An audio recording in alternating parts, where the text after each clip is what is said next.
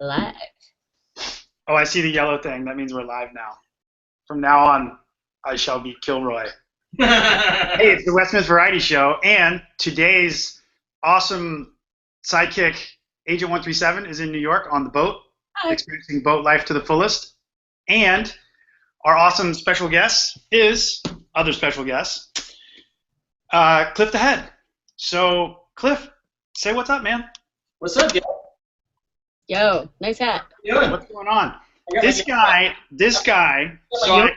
so Cliff, I always have some intro stuff at the beginning, things like that.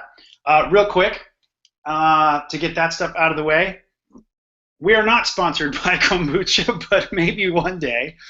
I just continuously hold up things that I like, and maybe one day they'll see it and be like, hey, we should give that guy $5 or something to do that. Or maybe they're going to make me pay them to drink it.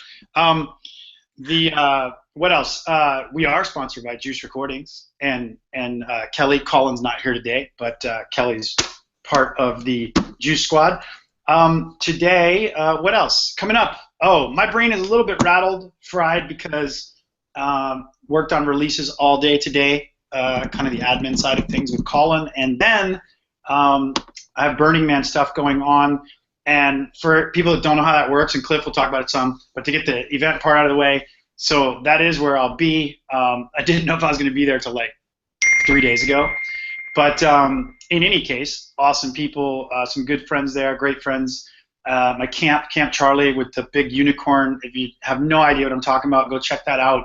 Just go YouTube, Camp Charlie Unicorn Art Car, and you'll find amazing things. I also have a video of me DJing on it last year, a little picture-in-picture thing and a DJ mix, so that's cool. You can find that as well on this YouTube channel. But I'll be doing things all week long. Kelly, what am I doing there all week long? You've got that list now, right? Oh my gosh, I do have that list. Please hold. All right, you have Monday night Air Pusher. Ooh, Air Pusher, nice. Tuesday night, Dusty Rhino. Wednesday during the day, Space Cowboys Saloon and the Smile High Club at Sonic Runway. Yep. Later at night. Yep. So that's two things. That's two things on Wednesday. Yep. Yep. And then Wednesday night, Throwdown at Sonic Runway. That's the other one. Yep. Oh, is it? That's the big plane, yeah. Yeah, actually, my list that I gave you is, as usual, somewhat effed up. So. Okay. Thursday night, you have Camp Charlie. And Yep. Friday from 1 a.m. to 5, door for security. What's that? Oh, that's your. Those are my shifts. That's your. So that's funny. Those are the events. There's more coming up. The only other one that's good. You got the Saturday night burn night on the Janky Barge. How cool is that name? Yep, with Tiny Icon and friends. Yeah, and a little shout out to I'm gonna give a quick shout out to all the people that are kind of behind the scenes on some of these things. So I don't necessarily always know their last names, but Edmundo on the Monday night, San Francisco-based, Nugs, DJ Nugs on the Dusty Rhino thing there. I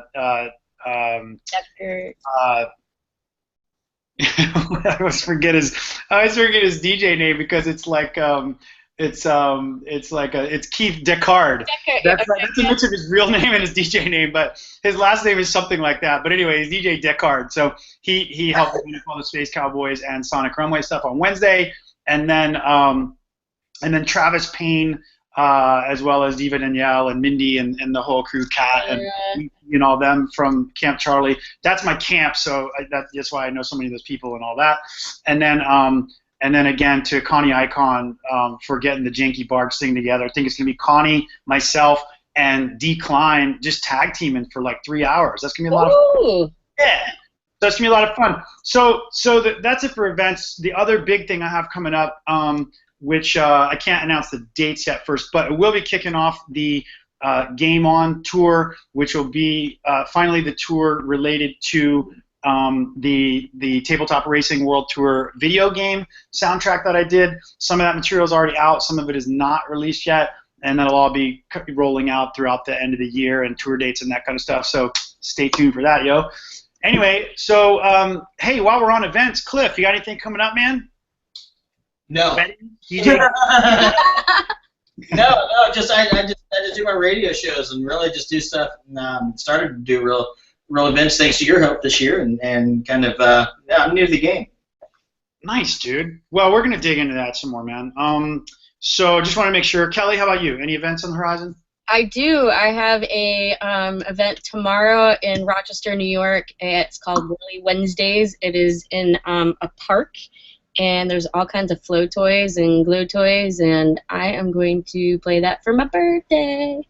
Sweet. Happy birthday, too. Thanks. Awesome.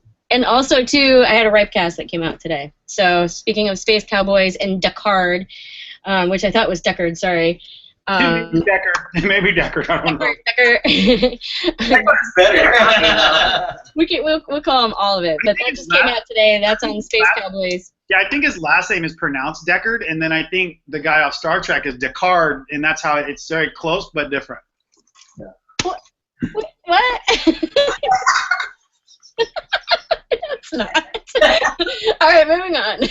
No, like fact check that. I'm pretty sure that Deckard is like one of the engineers. Picard. It's Picard. Right, Deckard was the 16th century mathematician, right? Okay, maybe I'm wrong. I'm probably wrong. Deckard. Deckard. Yeah, it's not him. I think it's Captain. Well, this math and music do go together, but not that way. If you type in Deckard and Star Trek, there's a whole lot of references. So I don't know exactly what it is, but he's someone in that show, either the original series or the movies or somewhere. Why don't we ask him when he comes on to the Variety Show? That's what we're gonna do.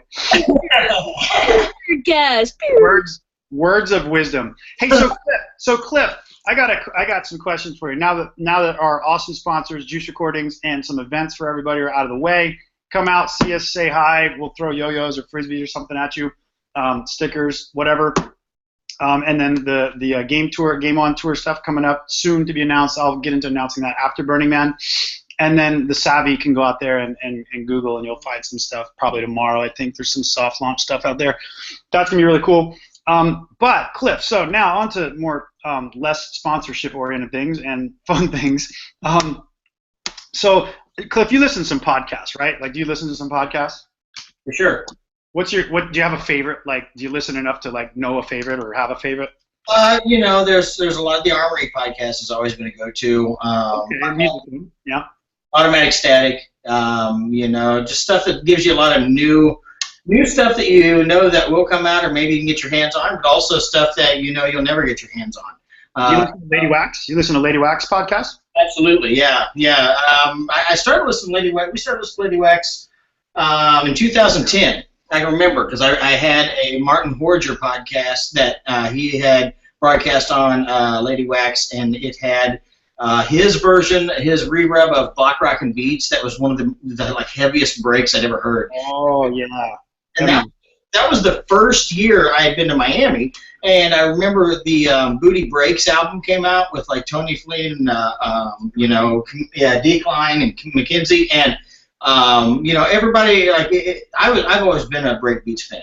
I've been a drummer at heart my whole life, and I started DJing in 2012. So I actually picked it up on an app on my iPhone, and it's progressed into using Ableton now and playing with just opening kind of a new door every step, but also still focusing on what you've gotten good at and playing with and having fun with it. Speaking of steps, dude, bro, when I saw those orange shoes you had at the Miami Music Week this year, like, where do you find stuff that's that bright? You don't even know what they are. I don't know what they are. Please do tell. Do you have a photo? I'd really like to see a photo. Go grab them. I'd like to share a photo with. Those are Reebok pumps. Remember the old school Reebok pumps? Oh, they're not only are they bright orange, but they're old school pumps. They're old school tennis pumps. Oh, that have they're like this orange and pink mesh, but they look bright orange from afar. Here. Yeah, I'm kind of a shoe punk. But yeah, you see the old school pump. Oh yeah. Yeah. I can run a lot faster in these and jump. Make sure that's nice and big on there, Kelly. On the yeah. Doing it. Ladies and gentlemen, what we're looking at is some really awesome retro Reebok that are bright enough to make you wear shades. Old school Hexel. Yeah, I mean it's those. That's I have to really get pumped up for my sets. So you know, like. Oh, here come the puns, dude. So you know, for anybody that does not know, so let's rewind a little bit. Cliff, how did we meet, dude? Okay, so you and I had met online when I reached out to you and asked you for a drop for my Gremlin radio show. And you know, I had just started mixing, and I had gotten a radio show on Gremlin, and I was doing it probably 6 months. But the first song that we ever heard of yours, and this is my girlfriend Christy. She used to work in the music industry in New York and LA, and so she's kind of like my. Hi, Wes. If you see me, she's with me. So, or I'm with her. However, she'll probably tell you I'm her. Been in just as many minutes. We just celebrated our 10-year anniversary. Oh, Congratulations, yo! We've been together for 10 years, and you know, it ain't broke, so we ain't trying to fix it. So. But the song "We Do It Big" was Christy. Christy downloaded it, and she's like, "You got to hear the song from this guy Wes Smith." And from then on, we have been like 5 years ago. Yeah, 5 years ago. Of course, we were. Unlike Madonna, I can still sing the lyrics to some of my first songs. Not that they're as complicated. I think it was like, we do it big, popping bottles with models. Yeah. Well, I can tell you, I have like 5 crappy edits of it. You know, like things I'm always trying to match up around with it, because you know, because whatever song I'm playing, I'm kind of messing with anyway. But that's the thing, you know. We met in person at Apocalypse 6. And in St. Louis, and it was, I'll never forget this. We were there, and you and I never met in person, but we were just talking. I was like, I'm looking forward to your set tonight, and, you know, all that. Glad to have you in St. Louis. And you go, well, I don't know anybody here. Why don't you get your ass backstage, because I have 2 guest passes, and why don't you just come back and hang out? And I was like, I showed the phone to Christy. I was like, that's my dude right there. We did. We hung out with you the whole night, and some of the best pictures I think of you have ever taken were from there, because I was in one of them. I love it, dude. Yeah, you know, contrary to popular belief, as I've traveled a lot more over the last few years, one thing I've learned is that I've learned a lot of things, but one thing that stands out related to that conversation is that there's a lot of people that travel, probably for any kind of work, but particularly referencing the DJ, artist, producer work, to play shows, and I'm not sure that they actually enjoy being at the show. Yeah. You know, like that had never occurred to me, because I've always enjoyed being at the show, or if there's something on my mind, or you know, some life stuff that's making me not enjoy it, then I'll usually come do my thing and get out. But usually not kind of hang around melancholy. But there's definitely some people that I don't think they actually like it. I don't know. Yeah, and you can tell. You can tell that. I mean, that's the thing, is I think that any artist, as a fan of music, somebody that has to go to work at it, you know, like that's what they're doing, is that's their day job, and this is their release. The product isn't the quality that we deserve as paying customers, but also they deserve as artists. I think that, you know, if you love what you do, you're a hell of a lot better at it, and that shows. Yeah. So, you know, I would agree with that 100%. So, Christy, what's happening these days? No more music business. Right? No more business. So a lot of business to your right. This business to your right. What's that? Just this business to your right. Yes. No, this is my full-time job right here. She does good. Yeah. Well, you know, he's got a hell of a baby photo, so I don't even want to get into what's going on 10 years in. Now you know the secret to 10 years, Wes. No, yeah. I still got these Trump stumps though. So. As I'm sure anybody who knows Cliff, is around Cliff at all, knows it's pretty much nonstop entertainment to be around him. So I learned to appreciate that and many other things. I told her the closest people to me in my life are the ones that think I'm the funniest. So I just like the attention. Yeah, dude. Well, cool. All right, so that's what you're up to these days. What about you, Cliff, man? I know you told us a little bit about music and that stuff, but I know you and I have had some interesting conversations about metal work Things like that, dude. Yeah, well, and I've even helped I think I helped, I don't know.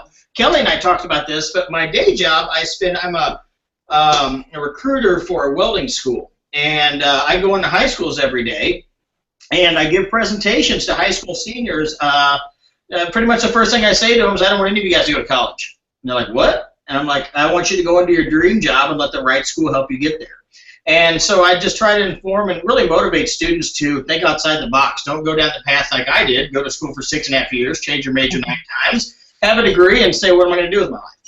You know, have people that, you know, there's welders that the school I work for make $40,000 a year after 7 months of school. That's a pretty good stepping stone for a 19-year-old kid.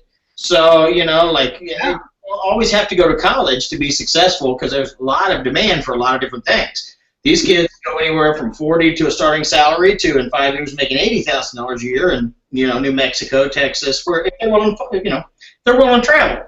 I mean, if I tell students, you know, you wouldn't want to go into marine biology in the middle of Missouri. You know, be willing to travel where your career is. So, you know, I mean, if you're willing to do that, you can maximize your earning potential, and really, if you like doing it, it's the most important thing. Yeah, absolutely. So, but you get involved with. Now, the reason you and I talked about this more at some point was because I have some welding background myself, and I can't remember, but does the welding school or the recruits relate to all the people about to get an education in welding here? Because there's, as with anything, there's many kinds, many ways to do it, etc. But at a minimum, you've got, what do you call the stick welding kind of thing? Okay.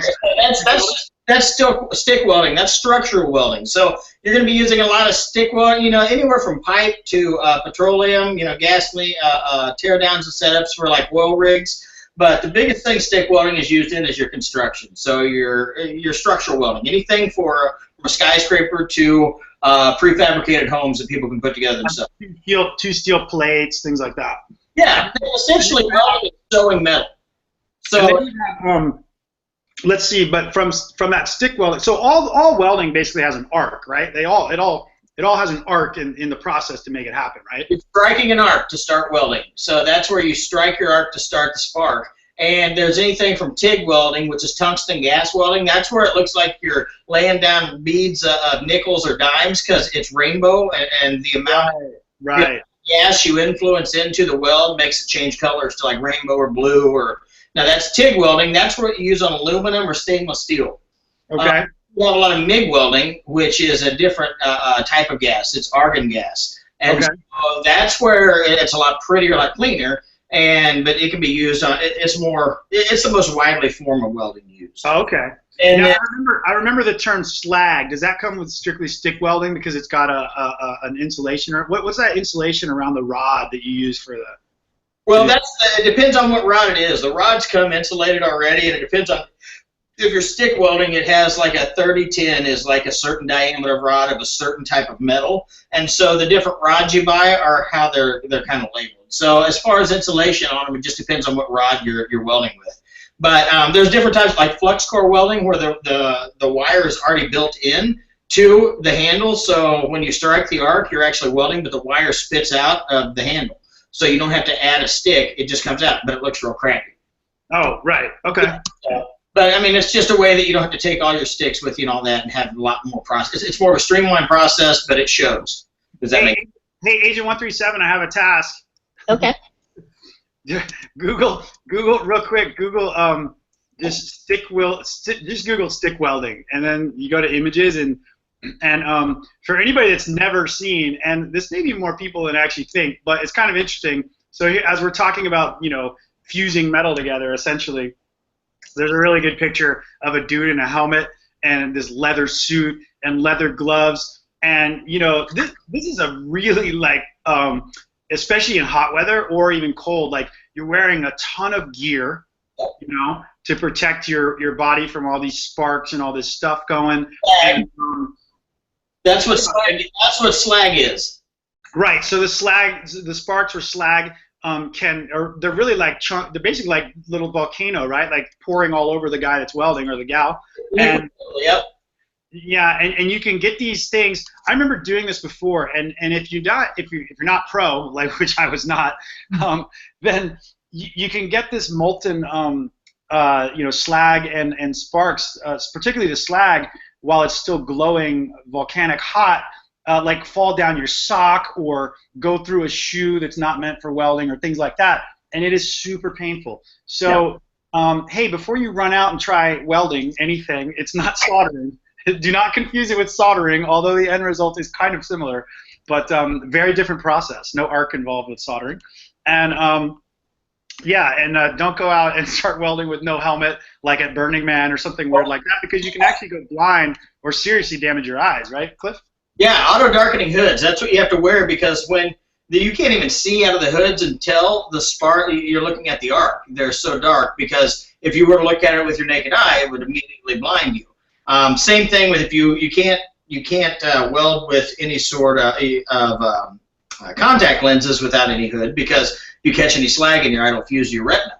So like you have to have like sport goggles underneath the hood and have a specially fitting hood, because it's hard enough to see out of them anyway, where it's completely dark and you're lighting up anything you're seeing on the other end of it. But these hoods, the technology today, they're auto darkening and they'll tin out and stuff like that. For the right, you pay for what you get. Yeah, so I mentioned, not that this is a welding show, but there's a lot of practical value in welding and soldering and bolting shit together. And one of those examples is, I don't know if you saw the cover photo on my my Facebook page currently, or my profile, but all those jellyfish are on there. So there's a lot of soldering that went into that. No welding, but some soldering, and just pointing out to anyone that's listening, you can do cool things with both, but soldering's pretty neat because, and correct me if I'm wrong here, Cliff, but in soldering, you're essentially using the soldering iron to get, for example, 2 pieces of wire hot enough to where they themselves actually melt the solder and then draw it into the joint, right? Yeah, it's like you're putting a pair of Chinese handcuffs on 2 pieces of wire by heating it up and melting it together. Yeah. So you're not actually putting. A lot of people get confused. Like you put the solder on the tip of the gun and then put that on the thing, and that's actually not how it works. It gets so hot that it actually, then when you touch the little solder stick to it, it kind of melts in like butter. It's really cool. It's really cool when it's done right. Anyway, I just thought I'd tie that in because I did a ton of soldering on those jellyfish with all the contacts and LED ends and the legs you can see hanging off of them and all that stuff. I don't know if, Kelly, if you can bring that up or something. Did you not see it? Oh, I didn't. I was actually looking at it myself. But if you brought it up, cool. Okay. I was screen sharing, right? Yeah, you can. I didn't. But no, I did. I already did. Did you not see it? I didn't see it. I was looking at something else. Cliff, did you see it? I saw it, yeah. Oh, okay. Yeah, we good. Absolutely. I knew exactly what he'd done. I knew he was working on those jellyfish, and I knew we kind of had this conversation a little bit already.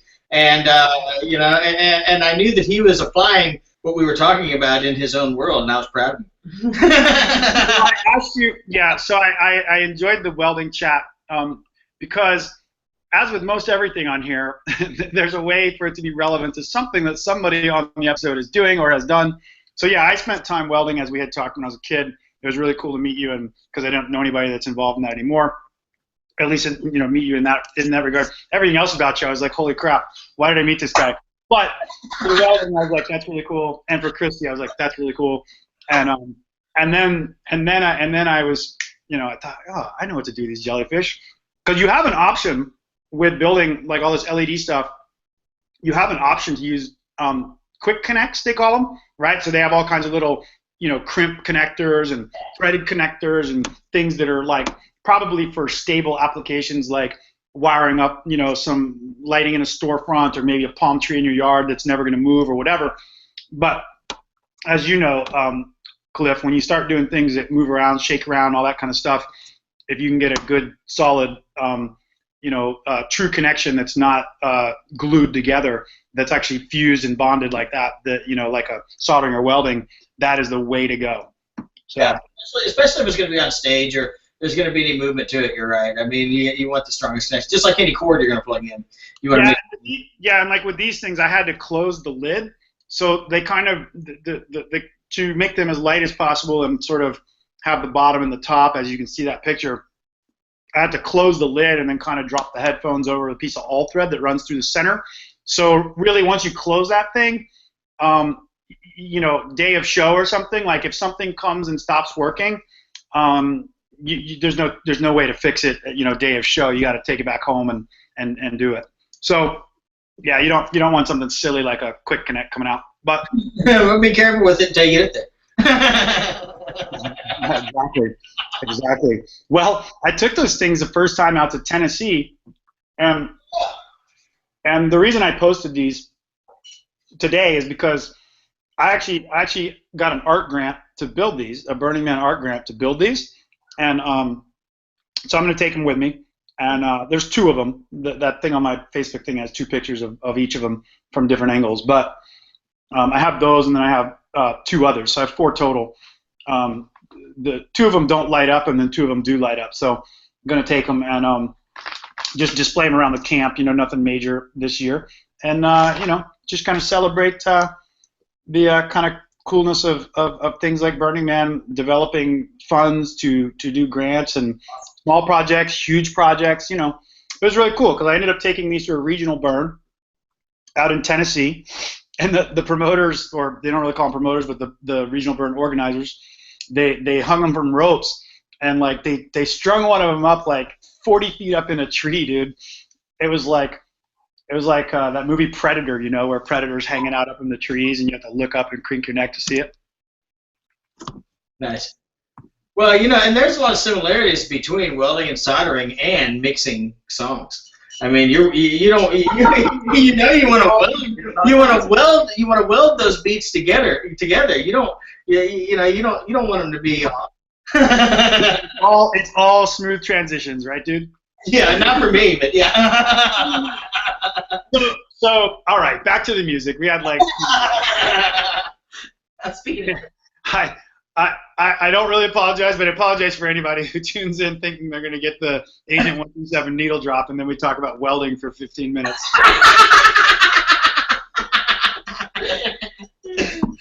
Yeah, that's the beauty of no sponsors. Well, I mean, I tell you what, if anybody does follow and they see, you know, like those are some projects, like you never cease to amaze me on everything. I mean, like you're a master of all trades. I think that, you know, the thing I noticed first in you is your engineering, you know, mindset. I knew when I met you, you were an engineer and you were designing and creating so many different things, and just the precision. And the first experience we had, you sent me 4 different drops, and 2 of them were exactly the same. 2 of them had little fluctuations on them. I was like, all right, that's what I need to get to. Yeah, you know, like this. You got to have the engineering mindset, and you and Mo Green both did that. So yeah, nice, man. Do you have it? I don't even remember what it said. Do you have it? Yeah, this is This is Wes Smith from the Juice Squad, and you're listening to Cliff the Head on GremlinRadio.com. Oh, nice. Yeah. Cool, man. All right, that's good. I've done that. Inspired. I think that might have been the first one I ever did, dude. It might, because I've done a few of them since for other people. I guess you like popped my voiceover cherry. Yeah. And then I was like, and then from then on, when people asked, I would just be like, oh, you know, like, you know, whatever. I have a little template, so I just, you know, do the thing and spit it out. So that's cool. Yeah. Awesome, man. So, hey, dude, what's the weather like there right now? You're in St. Louis, right? We are 2 hours from St. Louis. Hey, what happened to his voice? Can you hear me? Oh, I can now. Yeah, I can hear you. You might have frozen. I was just thinking that, I guess. Oh, dude. I need to be more open. I need to be more loud. You and Brian Millar. Okay. I watched that one earlier today. Are we live? Are we live? Are we live? Are we live? It's like that was about as far in as we were when the welding conversation was done today. Are we live? Yeah. Yeah, dude, we already trash talk people and all these things. Oh, okay. So, what was I gonna say, dude? I wanted to ask you, where did Cliff the Head come from? Yeah. Okay, so the name. My name is actually Cliff Head. So I tell people, remember my name. Fall off a cliff, break your head. And it's not Richard, of course. Everybody asks, but it's like growing up with a boy named Sue. It makes you tougher, you know. So my dad's Jim Head, and I did have an aunt named Anita. So, you know, it's like it depends on how tough you are. Well, it doesn't matter. Last name Head, everybody's gonna always ask. Wouldn't it be funny? Hey, my father's name was Dick.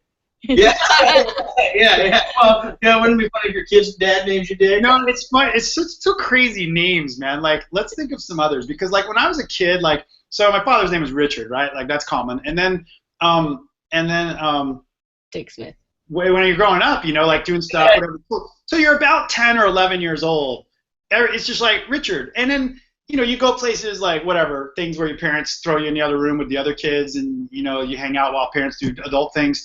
And then, you know, you hear conversations or you go get a drink or whatever. And they're like, you know, everyone's laughing and, hey, Dick, did you see this? And, you know, up to about 10, 11, 12 years old, it's just cool. It's like Richard, Dick, you know, it's all interchangeable. And then you hit like 13 in high school and you're like somewhere and someone's like, hey, Dick. And like everyone's like, oh yeah. Who said oh my God, he called us brutal. yeah, it's brutal, man. Well, you and I have talked about this. My grandmother is a Smith. Not like it's the most common name in the world. However, you know, you're like my uncle brother. I think it's on par with. I think Smith in North America is like the equivalent of like Kumar in India. Muhammad, yeah. Yeah, it's like something like that. Yeah. Yeah. So, what about your grandma? Did you have a grandma story? I have lots of grandma stories. My grandma, she was a master. She was a wordsmith. So we have a book of Grandma Smith sayings that were like, you know, wish in one hand and shit in the other and see which one it falls first. A lot of these common sayings, but we gave her credit for it because there was no internet. So, you know, like things passed around and you know, she was always the first one to tell a joke. So she'd pull Dad aside and be like, I got to tell you this new joke about this, you know, this Catholic priest and, you know, like all these things. So she definitely get, you know, my dad's always been a character. My dad, I grew up with two teachers as parents. So my dad was a high school principal, and my mom taught K through 12 music and band. And so I grew up with, you know, Dad not having, you know, yelling at kids at school all day, and then them getting mad at me. But it was a small town, so it wasn't really like that. But and then Mom would have like piano lessons and stuff like that going on in the house, but I never liked it. I always played football and baseball and all that, so I was always like, oh, the idiot kids are over here playing music at the house. You know, and it wasn't until I realized what you could do with music in college until I got back into it. But I actually, my eighth grade Christmas present, I got set up on our computer. I got a Roland JV30 keyboard, the MIDI tracks program, and then SoundForge 3.0. And SoundForge. I didn't know how to use any of it, but my parents wanted to invest in me being interested in music, so they got it like for the room. And my dad used to spend his summers, he would be a teacher in the school year, but his summers he would be an auctioneer. So he would actually have Head's auction service, and they would work all these, so they have all these cool like antiques, and now they have an antique business called Two-Headed Pickers. And they go out, and they're like the Pickers show on, what is that show? AMC.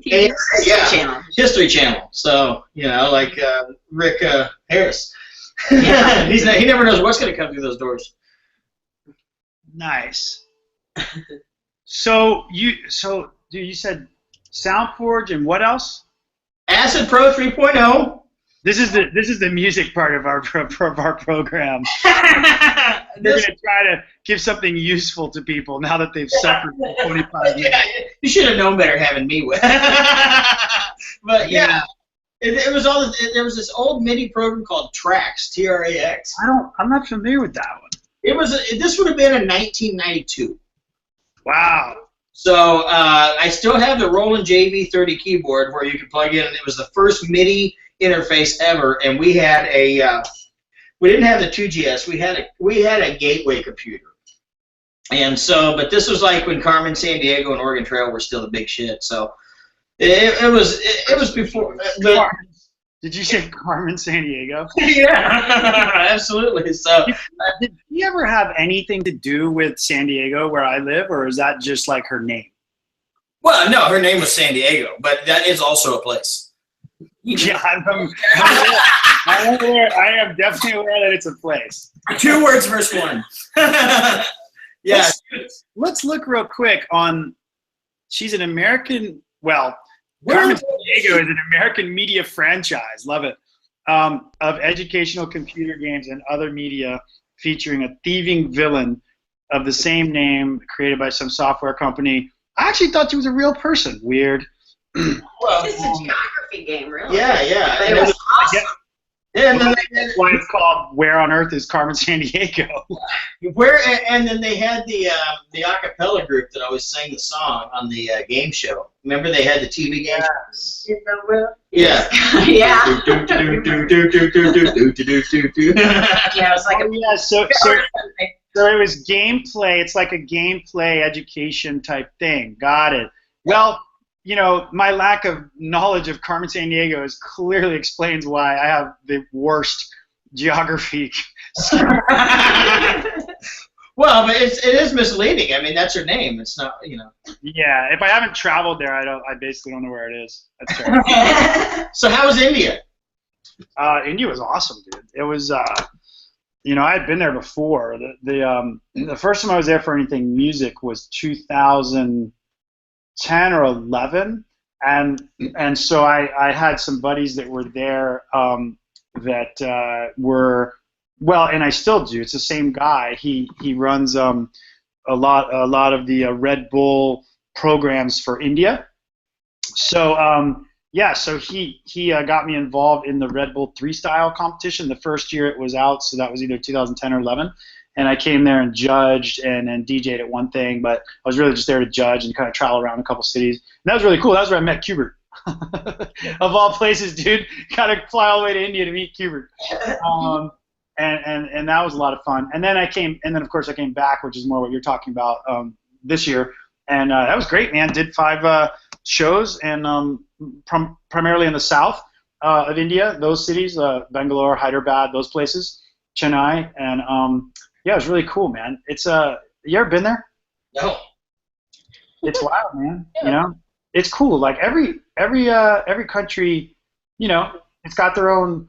Well, you were in Russia earlier. Their own thing, you know, their own cultures, their own everything. Even though the internet is all up in everybody's business, yeah. I don't know. It'd be interesting to see how long it takes, if ever, to kind of, you know, homogenize people in general, I guess, to where it's no different going to, because there's just so many issues, right? There's economic issues, but the funny part is, like, you know, like people in India, like, I mean, like, let's say middle class in India, you might argue that on average, you go do some research, whatever, not actually go there, and you could argue scholarly perhaps that it's a lower, you know, say level of living, standard of living or something like that. But, you know, if you go over there and you hang out with what's considered middle class folks there, like it's every business as usual, man. There's no, you know, they're not like, you know, they're not like sad because they don't have what is, you know, Canada's or USA's or England's, you know, gauge of middle class, right? I don't know. I still find that really intriguing about traveling places, you know, is like, and I think, you know, personally, I think that's one of the reasons why everybody should travel if they can, you know, like maybe not everybody's fortunate to have the opportunity, but if you get the opportunity and you don't do it, I think you're kind of doing yourself a disservice, because those kinds of things, at least for me, those really opened up a lot of things. And even like when I was at that event, you know, and the promoters were all busy, like where I met you, Cliff, and then you're just cruising around, it's like, you know, when you travel all over the place, especially by yourself and out of the country, like you learn really quick, dude, like you're going to hang out in your hotel room, or you're going to like learn how to go up to a total stranger and be like, hey, what's up? You know, and just try to just get some dialogue, you know? Sure. Yeah, I think certainly for me, that's where a lot of any parts of my personality like that have come from that. But yeah, India was awesome, dude. Super hot, very hot. I bet. Always hot. Well, and I learned that the term for what I like to do a lot of times, but you taught me it. Is it the Irish dugout? Irish dugout. Yeah, I tend to do that. I had to do that on Gio and Alex in St. Louis this last time. We drove in town. Like I said, we're 2 hours from St. Louis, but they were playing with Corey and Jen, so we came in and saw them play. And And I was just like, you might not see me in a little bit. And it's like, oh, the Irish goodbye. I was like, I've done this to Wes here. I can do it. That's a classic. We were out with some friends in. I was in Jersey recently at the this DJ Expo thing for DJ Times. Spoke on a panel for them, and it was really fun. It was in Atlantic City. Man, that place is run down. Yeah. Have y'all been there recently or ever? I've never been to Atlantic City. I've been to Vegas many times, but never Atlantic City. I just heard. I watched Boardwalk Empire. So. But I've heard. Yeah. I'm gonna go out on a limb. I think I've seen a few episodes of that, and I think it's I'm gonna go out on a limb and say it was nicer then than it is now. Like, you know, like I ran. So I stayed at this hotel called the Showboat, and it's casino, hotel, resort, whatever. Casino, hotel, the Showboat, and it's kind of a New Orleans theme, and that makes sense. And then I go in, and I'm like, I get in there, and I'm kind of looking around. It's this huge building, man, and there's like 2 people at the reception counter, which is like as long as the counters in Vegas, right? And there's nobody in there but me, and I'm like, it must be the time of day. But it's like 2 o'clock, it's like pretty close to time to check in, like, and there's not even anyone checking out. So I'm just like, what's going on? And then like I go ahead and check in. They're real nice, cool. Give them my keys. And so I cruise on towards the room. And on my way over there, I go down this long hallway. And it's not really like a hallway in the sense of like real walls. It's like a hallway with like 10-foot high sort of plastic, maybe corrugated and some tarp type material, outdoor banner type material walls. And you basically go out this whole thing. I didn't really pay attention. I get down to the end, there's a coffee shop, and I'm like, well, that's interesting. It's like 2 people on that end, 2 people on this end serving coffee. So I asked the lady there, I'm like, kind of slow, or how's things going? She's like, well, we only have, a few floors of the one tower open. And then I started thinking, oh, I get it. This place is basically just like maybe someone bought it at a discount. I don't know. They're going to tear it down and recycle it. I'm not sure. And then I realized that those big long walls, the tarps and plastic, they were basically like just temp things put up to hide what would have been all of the casino floor and all the restaurants and all the ding, ding, ding. Because it's weird. You go into a casino hotel and there's no dinging. Yeah. Yeah. That's creepy. That's just weird, right? Like, that's weird. Yeah, you start looking for ghosts. You want to check out. Yeah, right? So then, like, every 4th building, it seemed to me like maybe every 4th or 5th casino hotel, like, I know it was 3 miles at least because down the boardwalk, because I ran the whole thing, it was closed like this. And so what they did was clever. So you got these buildings that are like, let's say 8 stories maybe was the highest one. And then it's closed, right? So it's all, it's clearly not functioning inside. And what they did on the boardwalk side, so that it just doesn't look terrible like the backside might look, is they built these like Disney World, Disneyland style facades, like an old Western movie set. And so everything looks like super fresh and painted and cool. And there's like little creepy kids painted on some of the windows, like looking out. And it's like if you're not really paying attention, you're just with all the crowd on the boardwalk. It kind of feels like, oh, okay, everything's popping and moving along here, And then you realize that you can go pull the knob, nothing. It's no longer the boardwalk because of boards, because it's so boring. Yeah, dude, it's yeah. So they're having like Blue Angels air shows and I guess stuff to keep the tourists busy. It's cool. Yeah, look up here, not here. Yeah, I don't know, man. That was cool. But anyway, how's the Trump Tower or the Trump Hotel? Oh yeah, what's up, Kelly? Is that where it was? Drop some knowledge. Yeah, the expo was at the Trump Hotel. That was open. Yeah, that was open. And there were people out front picketing. Yeah, but here's the funniest part to me was that they're like all out front picketing. It was actually a labor dispute with the hotel, which has nothing to do with Trump anymore. It hasn't for like 10 years. But they're outside wearing these Trump, won't pay shirts, and it just was, the timing was impeccable. with like 50 of them wearing these well-designed red, Trump won't pay things, having nothing to do with him, but the building and all this stuff going on, whatever. So I gotta ask you, are you gonna get some miles out of your unicorn socks at Burning Man? Yeah, man, I got a lot of socks, dude. Here, Cliff, here's my favorite recent. Hold on, let me grab it. I have to tell you while he's doing that take it away. Yeah, take it away. I did wear my unicorn socks the other day at a unicorn festival in at Coney Island, and I was roller skating, and I had they're awesome. Thank you. Oh wait, Wes is going to show you the unicorns humping. That's more like punicorn. And the dangle. The dangle is like the best part. The clock actually doesn't work. Clock is. It's like, I think your clock's broken. No, it's not. I get it. Okay, they only took like 3 times for me to get that one. Bravo. Oh boy. Kelly, are you talking about the socks you thought I told you? Please, back to the Agent 137 sock caper. Yeah. I thought they're over there actually. No, I did those to you in Miami, right? Yeah. Yeah, and you're like, oh man, I didn't want to give these to Wes. I was like, they're yours. I was like, awesome, yes. They're definitely airport socks. That's no good, man. Hey, so I got a question for both of you. Every time I listen to a podcast, not a music one, but like a talking one, Radio Lab, something like that, they seem to all have, or the same people seem to be sponsoring a lot of them. And I think one of the funniest things to me has become when I listen to these things, because they go on for 10 minutes sometimes in the beginning, or intermittently, some break them up differently than others. But one of the funniest things to me is like some of them, like you just know they're reading like some copyright that was written down on like a card, by the company. Now, I thought one of the interesting ones, I thought I would ask people to come on here and chat with us, like if they've ever used these things, because I swear there can't be any way that some of these people that are on these podcasts have ever used these things, even though they're sponsoring them. But they write the copy to read it as if these people are like paying users of it or something. So like one of my favorite, which I have no experience with, is this Me Undies. Does anyone have experience with this Me Undies company? No.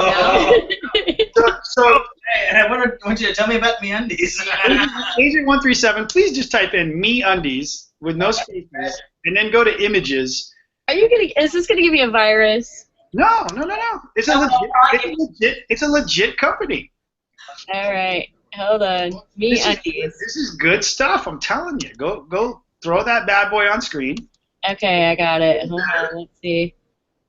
It says we'll make this brief. Do you? Just go to images. Google it, and then go to images. That's what's way better than the website. You guys still there? Yeah, we're here. Are we live? All right, there we go. Woo! So that's their website. but now just Google it like without their website and go to images. Go to images. Yeah, MeUndies, and just hit images. This is this is a rip. All right. Check this out. It's a rip. Look, this girl has no butt. Oh, sorry. Right. So none of them do. Well, that's just So clearly it's their undies, not our undies. But our undies. This is a pirate website. So how ingenious is this though? It's basically bringing back underoos. Ah, yeah. Okay. For adults. That's awesome. I love underoos. I used to have R2-D2 when I was a little kid. Look at all the patterns. They're like, For Halloween. Patterns. You can get past the bulging men and models. Cool stuff. Woo!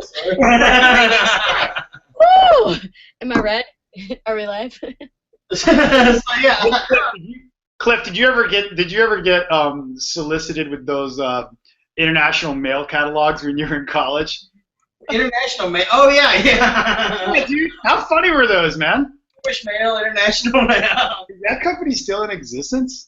That sounds really familiar. They're local now. They're just local. They got bought up by MeUndies. Yeah, Walmart owns them. Bruce Jenner's on the cover of the recent magazine. Bruce Gender. Gender. Oh man. Hey, how do you feel about the Olympics, everybody? I feel a lot better about them before they were in Rio. I think I'm afraid of everybody coming back from Rio and starting the world apocalypse. That's so true. I mean, we got the Zika virus in St. Louis, and I'm not a conspiracy theorist, but you know, I just want to make sure I'm on top of things. Cliff, Cliff and Christy, all I gotta say is we definitely do not need a small Cliff the head with a pigeon head. I don't know if it's too soon. What are you saying? Oh, no. What are you saying? There needs to be 20 of them. Yeah. Because that's what would happen if you went to the Olympics and you got the Zika virus and got pregnant. You, Cliff, if you got pregnant and had a kid, yeah, it's possible it could have like a small pinched head, and that's deformed head. It'll suck your blood like a mosquito. You can't have a deformed head and have the last name. We'll take chances, okay? I would be completely uncomfortable talking about this topic in a humorous way if the guest on the show was not legitimately had the last name head. And have the most perfect head. Yeah, it's not deformed. So. Until Zika gets you, yeah, of course. Yeah. I'm going to stop that and go with coconut water. That's not fun. It's not fun for us to make fun of those things. But that's a crazy thing, though, right? That disease, like on a real note, that's crazy, man. It's like that's how it works, right? Like you carry it and it's sexually transmitted, and it can be transmitted from a mosquito bite. Right, so, but it doesn't. If you're having sex and you try to bite them, don't do that. But especially if they look like you don't see two of them dive bomb together. That means yeah, but you can carry it, right, with no adverse effects, right? And then someone gets pregnant and you have these real malformations and deficiencies. Somebody gonna get pregnant. Crazy. So hey, back to the Olympics. Aside from you bringing up all the sad sides of issues with videos, I haven't watched it. Funny. I have in the past. How crazy! I watched little parts of it. I was traveling a lot during it, but how crazy is it that Michael Phelps has as many gold medals as he basically, if he was a country, they say he'd be fourth all time, or like fourth in gold medals for the year by himself. Well, I think that if you're a good swimmer, you can rack them up. I mean, that's one of the few sports where you can be in a lot of events and participate. How many different Olympic events? I mean, you're not going to play football in 8 different Olympics, you know, like not even have football. Oh, that's a good point. Plus, I think there's more events in an individual Olympics that you can be part of, right? Oh, absolutely, absolutely. I mean, if you're a sporting clay shooter, you're a sporting clay shooter. Right. So I think that he has the advantage, and to be a good athlete, swimming gives you a great advantage to have more gold medals than someone that's a cyclist or you know or even a runner. Or even a runner, yeah. But the runners do have like this Usain Bolt guy. Like they do have a lot of you know, clearly we're talking about two incredibly gifted athletes, but he had the opportunity to run, I think, 100, 200, 400 and some relay or something. So kind of similar in that sense that the opportunity is there because he walked with 3 golds, and he's got this record for like 3 golds in the same 3 events in 3 different consecutive Olympics, right? Like the only dude that ever do that. I mean, it's the 100-meter dash and the 200-meter dash are close enough together. You take the 400, that's the full length of the track. That's a little more difficult, but it's your takeoff. If you can keep that lead and have the conditioning, when you get into, like, if you had somebody that could do like the 1600-meter at the same time, it's just different types of athletes, but there's more relays, there's more sprint-based you know, events, kind of like a sprinting swimmer. It makes sense. More of that. And I think that maybe you could probably swim more over time than you could run, because I think that there's faster runners in succession. I think it's easier to maybe go to 4 different Olympics as a swimmer than it would be as a sprinter. Well, I also think running is certainly a more basically natural movement from birth, you know, than swimming is, obviously. And so yeah, I mean, swimming clearly you know, could have less impact on you over time. And you'd have to be more of a master of your craft. Running is natural and fine for you. I just think at that level of competition, it certainly probably makes a difference over 20 years of competition for sure. I think it takes more of an athlete, more perfection as a swimmer to succeed that much than it would be maybe for a sprinter. We've just seen nobody do anything like Michael Phelps, and we've seen more sprinters break records over time and do things like that. Even though Usain Bolt's kind of the man right now with the you know, he's got, you know, he can maybe catch up. I just don't know how many record, you know, how many gold medals he's going to win each Olympics to be able to catch Michael. He's done. I mean, he's done. He did 3 Olympics. He's retired. So. And have longer careers than runners. Yeah. And neither one of them lied about getting robbed. Right. Really want press. You really want press. Dye your hair. Yeah, exactly, right? Hey, speaking of which, there's a movie called The Fastest Man Alive about him. I watched it before I had any clue who he was or even this Olympics. Just prowling for documentaries. If you're into documentaries, that's a movie. Where'd you watch it? It was in 2012, The Fastest Man Alive. It's about him. It's really cool. And then, as long as you're on that one, if you get all pumped up and inspired by running movies, then the one that just came out, it's called Race. That one about Jesse Owens. That's really awesome. On Netflix, or did you rent it? Dude, I don't remember. That was a while ago. It's probably Netflix. Fastest Man Alive. What was the one that we watched about music therapy? My little brother is going to go to school for music therapy, and he's a junior in high school, and he goes to like the he plays trumpet in the school band. Great kid. He used to be my nephew. We lost my sister a few years ago, so my parents adopted him, and so now he's my little brother. So, but he's a junior in high school. My parents raised him, and he's going to go to school for music therapy. And he was inspired by a documentary on Netflix about this kid that goes into music therapy and using music to help bring these people out of trances they're in, and it's the first thing that they can respond to other than any medication or anything, you know. So playing music from their era when they were growing up and bringing it back. But he's been going to like the local nursing homes around our community and like playing his iPod for these people that have been sick or just on his own.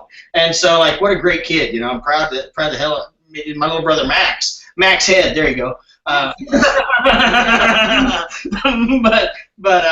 so that's kind of a cool topic to talk about. But as far as documentaries go, it's a documentary on Netflix, and it's about music therapy. It's phenomenal. Looking at that. That's cool, dude. Thanks. I didn't even have to pay Cliff to tie that one into music, which in theory we're at some point in here talk about, right? Yeah.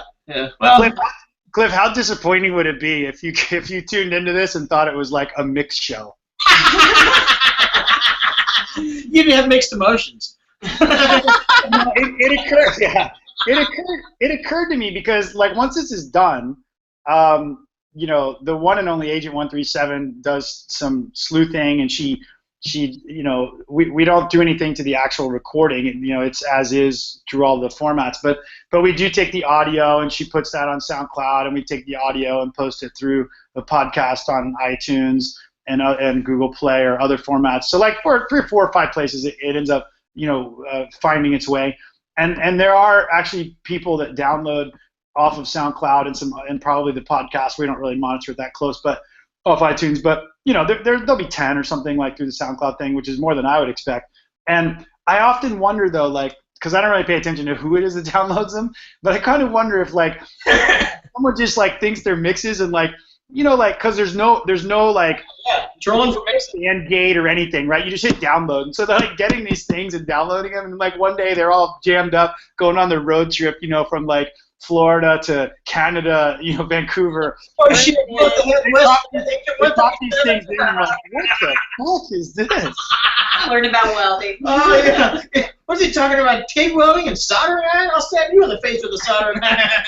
Yeah, right. And then they gotta go. Then they've gotta go. You know, delete all that because that's a bitch to get off your phone. And then you gotta go find a podcast that you actually now want to download, like to listen to. Oh, and then doesn't say Agent 137, Cliff the Head, or Wes Smith. They don't want to take that chance again. And that's gonna change. That's gonna, you know, now you got to download new episodes on the go. You probably get in an argument with your spouse or whoever you're driving with, and even if you don't get in an argument with them, you probably run out of like cellular bandwidth driving across Oklahoma. Oh. Yeah, now I got to reset my phone because I spilled. I had never thought about all of the potential downsides to a music fan of this podcast. You got to check out my socks and see if you can tell me what's on them. Oh wait, let me look. Hold it. It's trying to focus. Is that a fugu? These are my shatter socks. A goldfish? What is it? I can't really tell. Hold your up. There you go. Up. There you go. Ow! Oh. You know, like shatter. I was gonna say, hey guys. Hey guys. Language is not really a problem on here, but we can't be doing those kind of moves. Hey, he can't do those. We're on 2 bar stools, and I just about bought it. Nice. Is that a couch behind you? Yeah, that's the futon. We're in his studio right now. Yeah, like I don't know if you can see it. Oh, I can't. No. Well, his monitor's right here. The mixer and stuff down here. Oh, okay. Got it. Right. What is that controller, Cliff? That's a Denon MC6000 MK2. Is that the only controller you've ever had? No, this is my 3rd Denon. I've had several Vestax controllers. I had the I'm going to start with Vestax Spin, and I had the 100, then the 800, and then I had Denon 6000, and this is my 2nd one. And I'm going to order the new 8000 that has the standalone component too. So what's your favorite of the controllers you've had? This one. So far, the 6000. Why do you like this one? I mean, like, Christy's trying to learn how to DJ, but when she comes to sit down and use my software, I've got everything custom mapped. So, like, now buttons make sense. So, right. like, yeah, it's not mapped with the software, so I have to show her. I'm like, okay, so this button that says sync, this means Q. This button that says shift, this doesn't shift. This button shifts, and it turns. Yeah, I'm only learning on his. Yeah, so like in High Madness, she's learning how to DJ, but she couldn't go up to it and be like, I can use your controller. So we're just working on beat matching with her, and you know, like I tell her to make a 30-minute mix every day, and it's just a different way to listen to music. Yeah, well, it is. That's awesome. So. Speaking of which, we would listen to some music on here, but we're not prepared. I have one. Which one do you have, Kelly? Oh, please hold. Come on, baby. I'm not prepared. Quick intermission. Quick intermission. It is an informational intermission. I've got it right here. It is J-Rock and it's Ambition. Okay. You want to hear it? Load it up. Yeah, I'm gonna stand up and take a stretch real quick. All right, I'm gonna stand out here.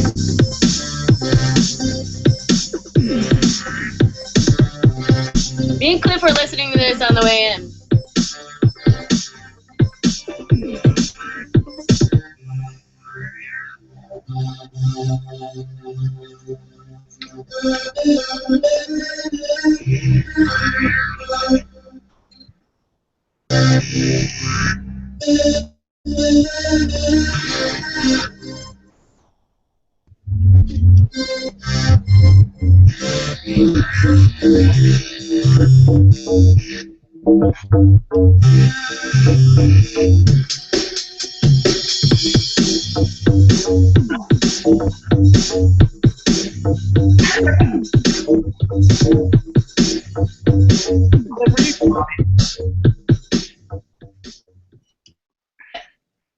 All right, what was that, Kelly? What was that?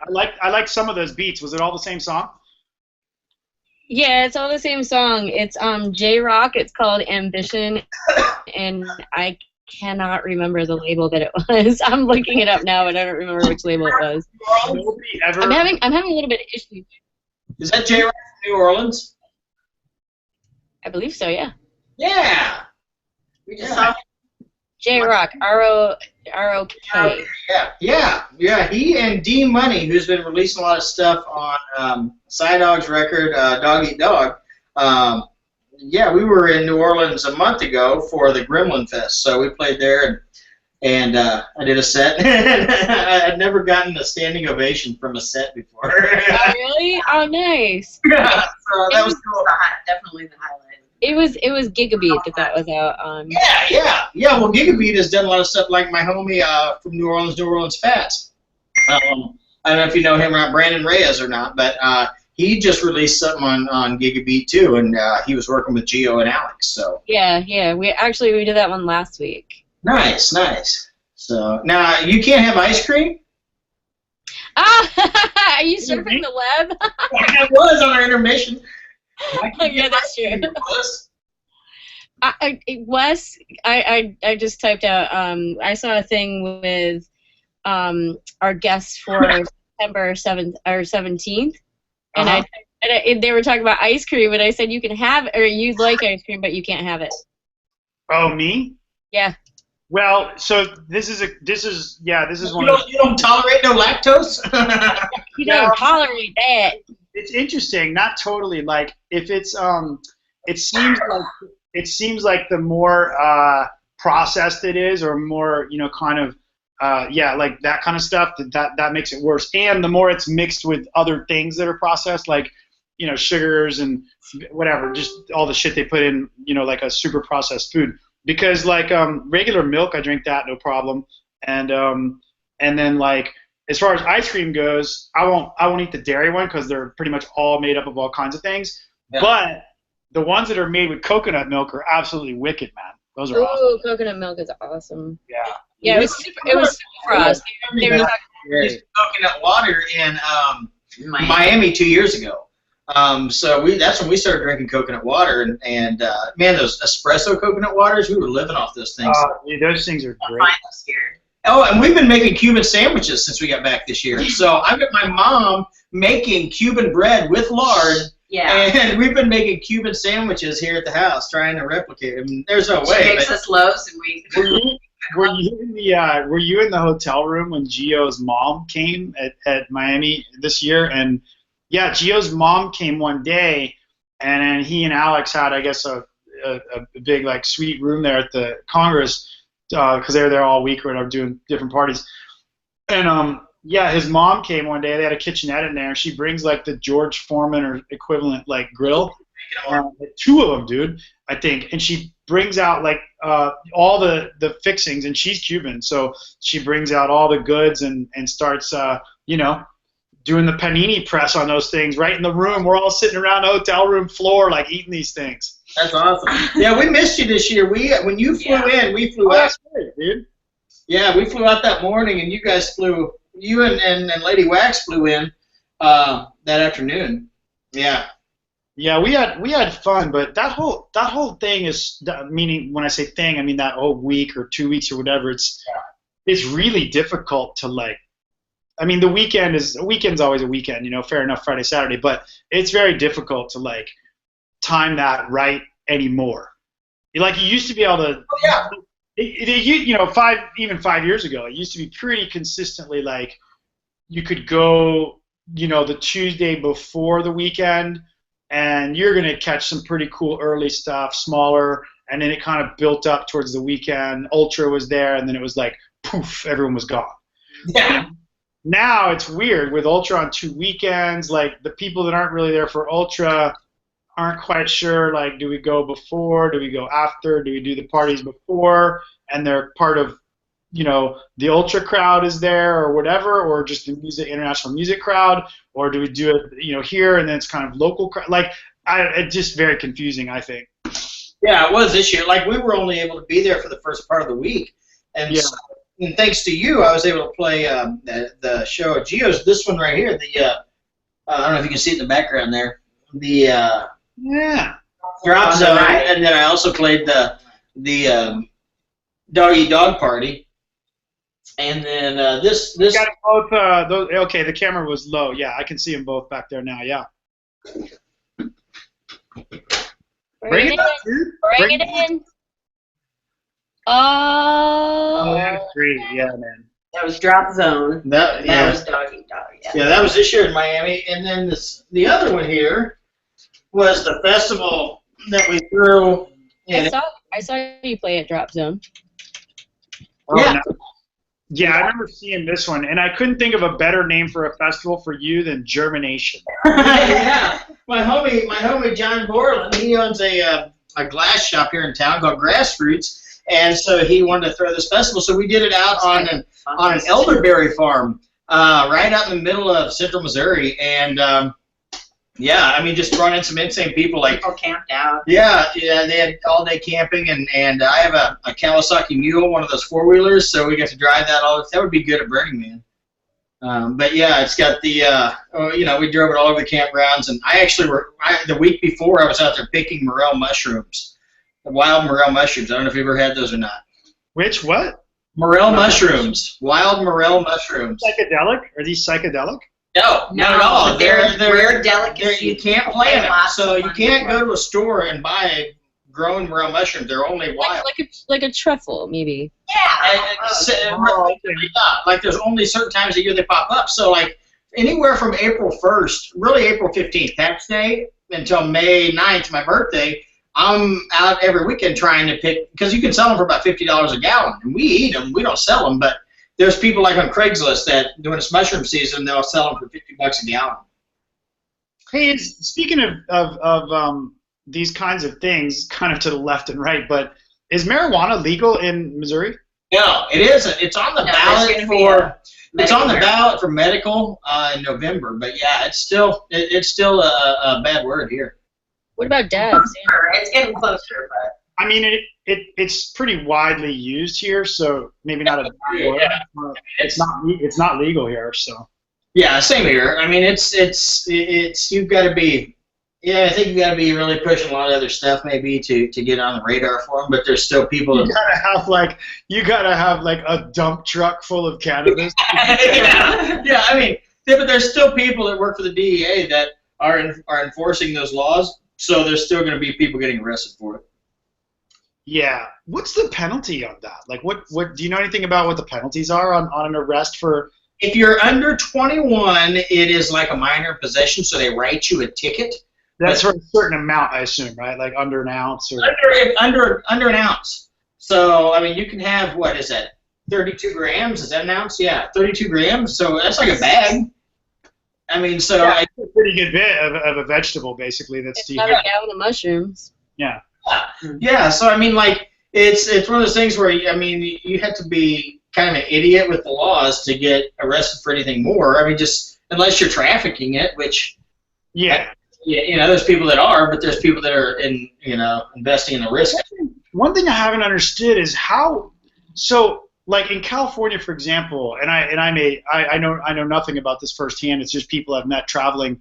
Most recently this summer, and I asked more questions about it because it's been so much more in the public eye from a legality standpoint.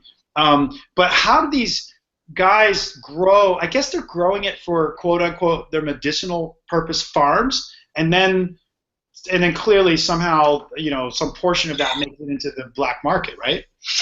Well, it's all the black market if you're not selling in the states where there's dispensaries. So, but these dispensary states like Illinois is. Well, yeah, but how do they separate?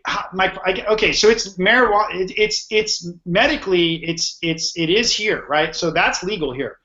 It is for medicinal purposes, and it's dispensaries and all that chain of command, right? So you've got tons of these farms up in Northern California, Oregon, Oregon in Oregon it's legal, so it doesn't matter. But up in these places, right? So but then you get into this thing where it's like, I just don't know the specifics. I don't know why I thought you might, but I just ask people because I think it's a very intriguing like matrix of like almost bootlegging and prohibition versus like, let's all vote on it. It's just a weird thing to me. Yeah, well, and it is because we still have a federal law against it, but we have state laws that have overcome those federal laws. So even they can still go into states where it's legal and use a federal law against you because that's how the DEA. Oh, that makes sense now. Maybe why, this is third hand or second hand, but someone was telling me recently if you grow and work at a grower like in California that's legit servicing medical, that channel.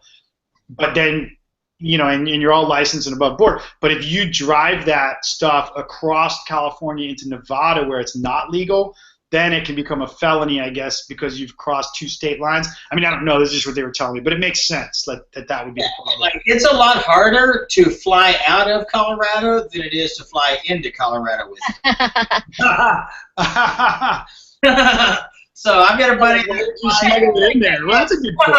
I've got a buddy that flies out of Colorado, but he has his card. So he checks his bags, but he does. I mean, he carries it on, and he flies into Chicago. They don't say a word to him. But if he were to fly into Chicago, into Colorado, it's where you fly out of without it being legal. So if you don't have a card and you try to fly to Colorado with it, you're going to probably have some trouble. But if you have a card, then they aren't going to ask any questions no matter where you're going. Well, I guess that's kind of similar to like, it's a lot harder to leave Mexico and come here than it is to go the other way. Yeah. So, well, but that's my buddy. He's from Missouri, but every time he flies into Chicago, he's like, "Come pick me up," because I can't fly. Like he always flies in with a bunch for the week or whatever. So I always pick him up, and he's like, "Yeah, I'll have what I need while I'm here," and then flies. So one of the funniest things along those lines is like, it's like when I went to Canada, like I drove and I have my Airstream trailer, right? And it's like, it was just kind of funny because they didn't really I don't know, it was very uneventful crossing the border. And I'm thankful for that because I didn't have anything, there's nothing contraband in any way in my rig. But, but it was just, I couldn't help but think like if somebody had the balls to basically just bring a rig the size of mine through, but it was full of bales of weed. Well, you'd be surprised. There would have been no reason other than the risk of the agent possibly sensing something, right? But I guess my point is I was 30 seconds and I was through with this 45-foot long truck and trailer. And that could be anybody, really. I mean, I guess. It depends on where you're going into Canada. My dad goes bear hunting in Canada every year with his bow and arrow. And I went through Selma. I went through that crossing point. Okay, well, they go through in northern Minnesota, and he's had guys that have had buddies that were going bear hunting with him that had DWIs, but they didn't have them cleared, and you've got to have them cleared. And they had to turn around and go back home and couldn't go on the hunt with them.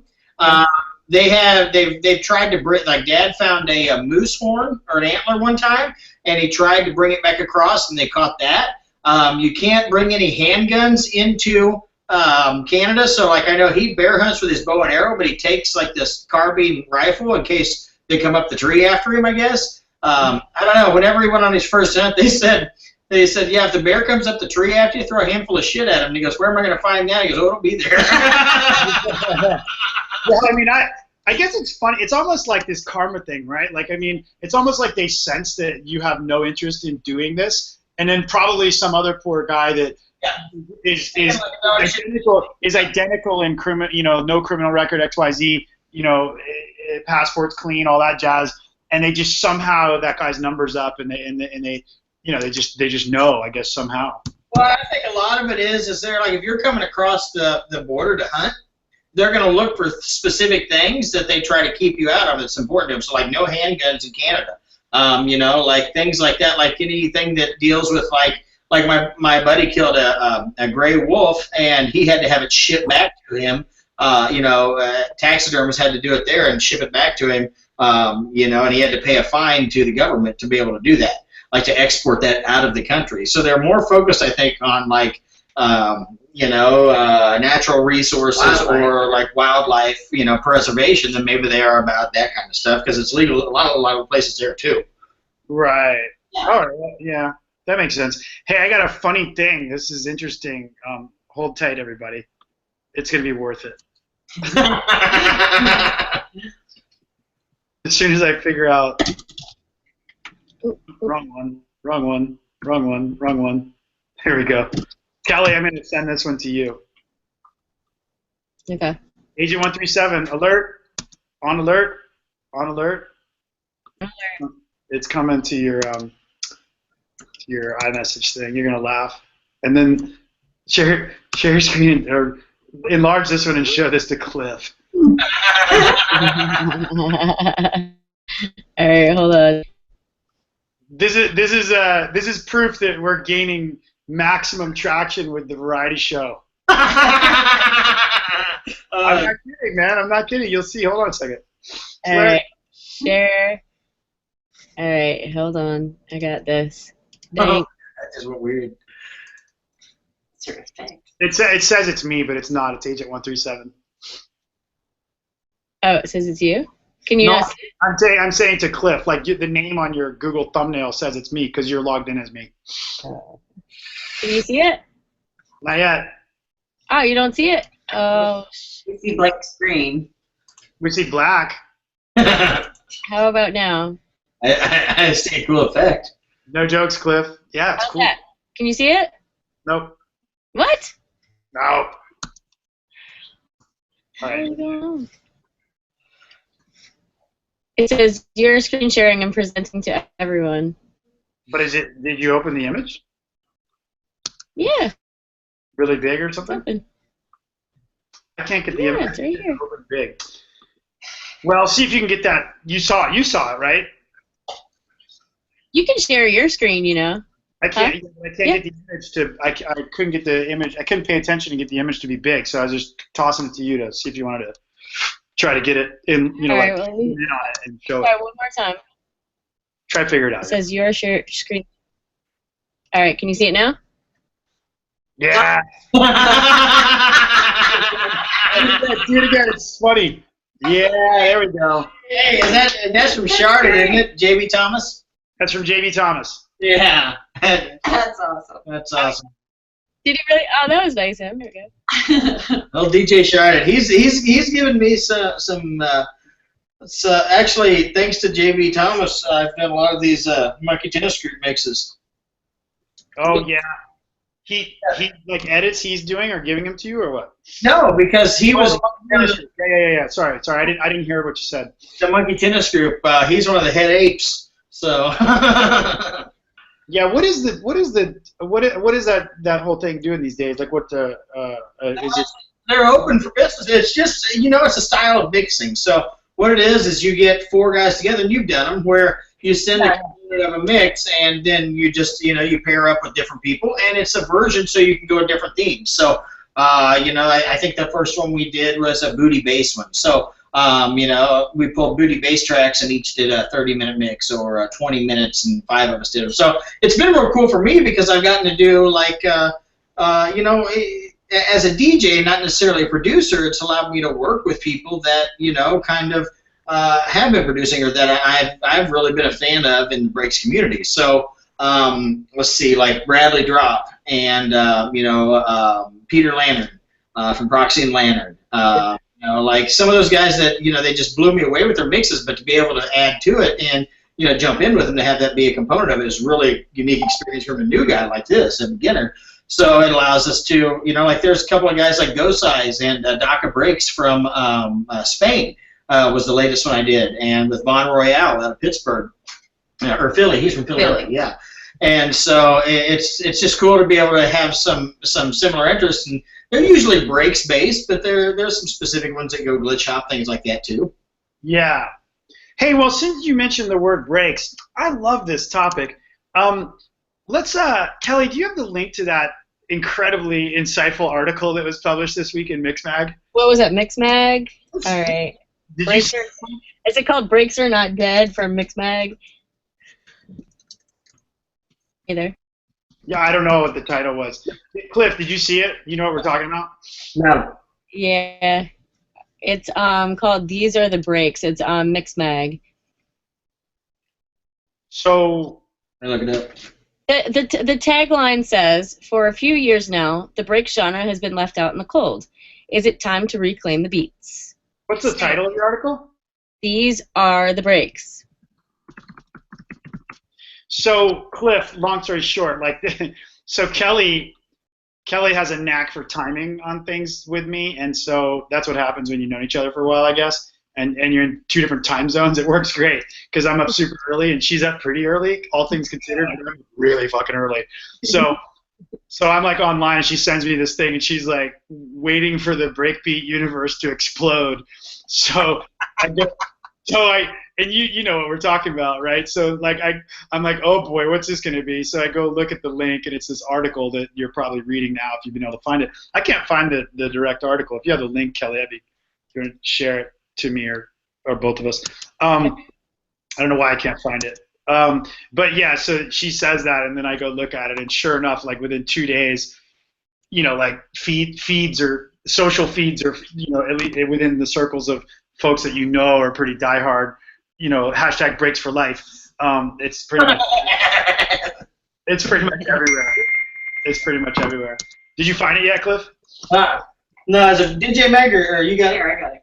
All right. Yeah, it's mixmag.net. These are the breaks. I can.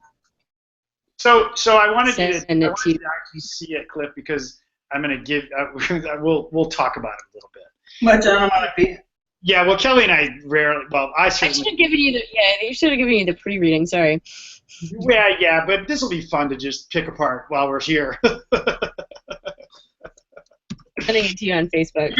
As soon as you sent it to me, I was like, I am not getting involved. I just sent it to your Facebook clip. I was like, I am not getting involved. Well, I knew that social media was going to blow up on this, and it has to a certain extent, as is if any article comes out saying that breaks are not dead. Right.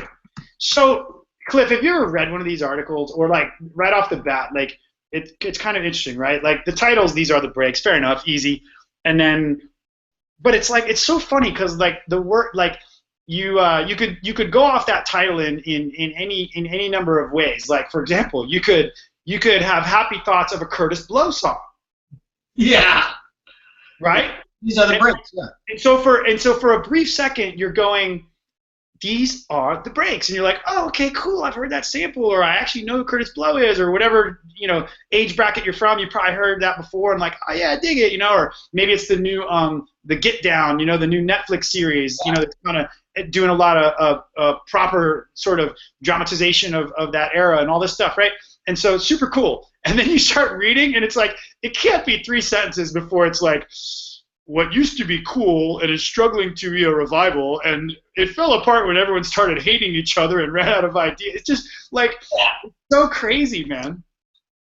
It's so crazy. Well, I mean, it's like and you have. I think there's a lot to be said about. I don't know how you feel about it, but difference in the genre of breakbeat from breaks. I think like the breaks genre was kind of created by Beatport as a way to identify a broken beat style of music, and it was what sold it better than old school breakbeats or b-boy breakbeats. And so I'm with you there, and I have no problem talking about this for a little bit because I won't talk about it outside of here.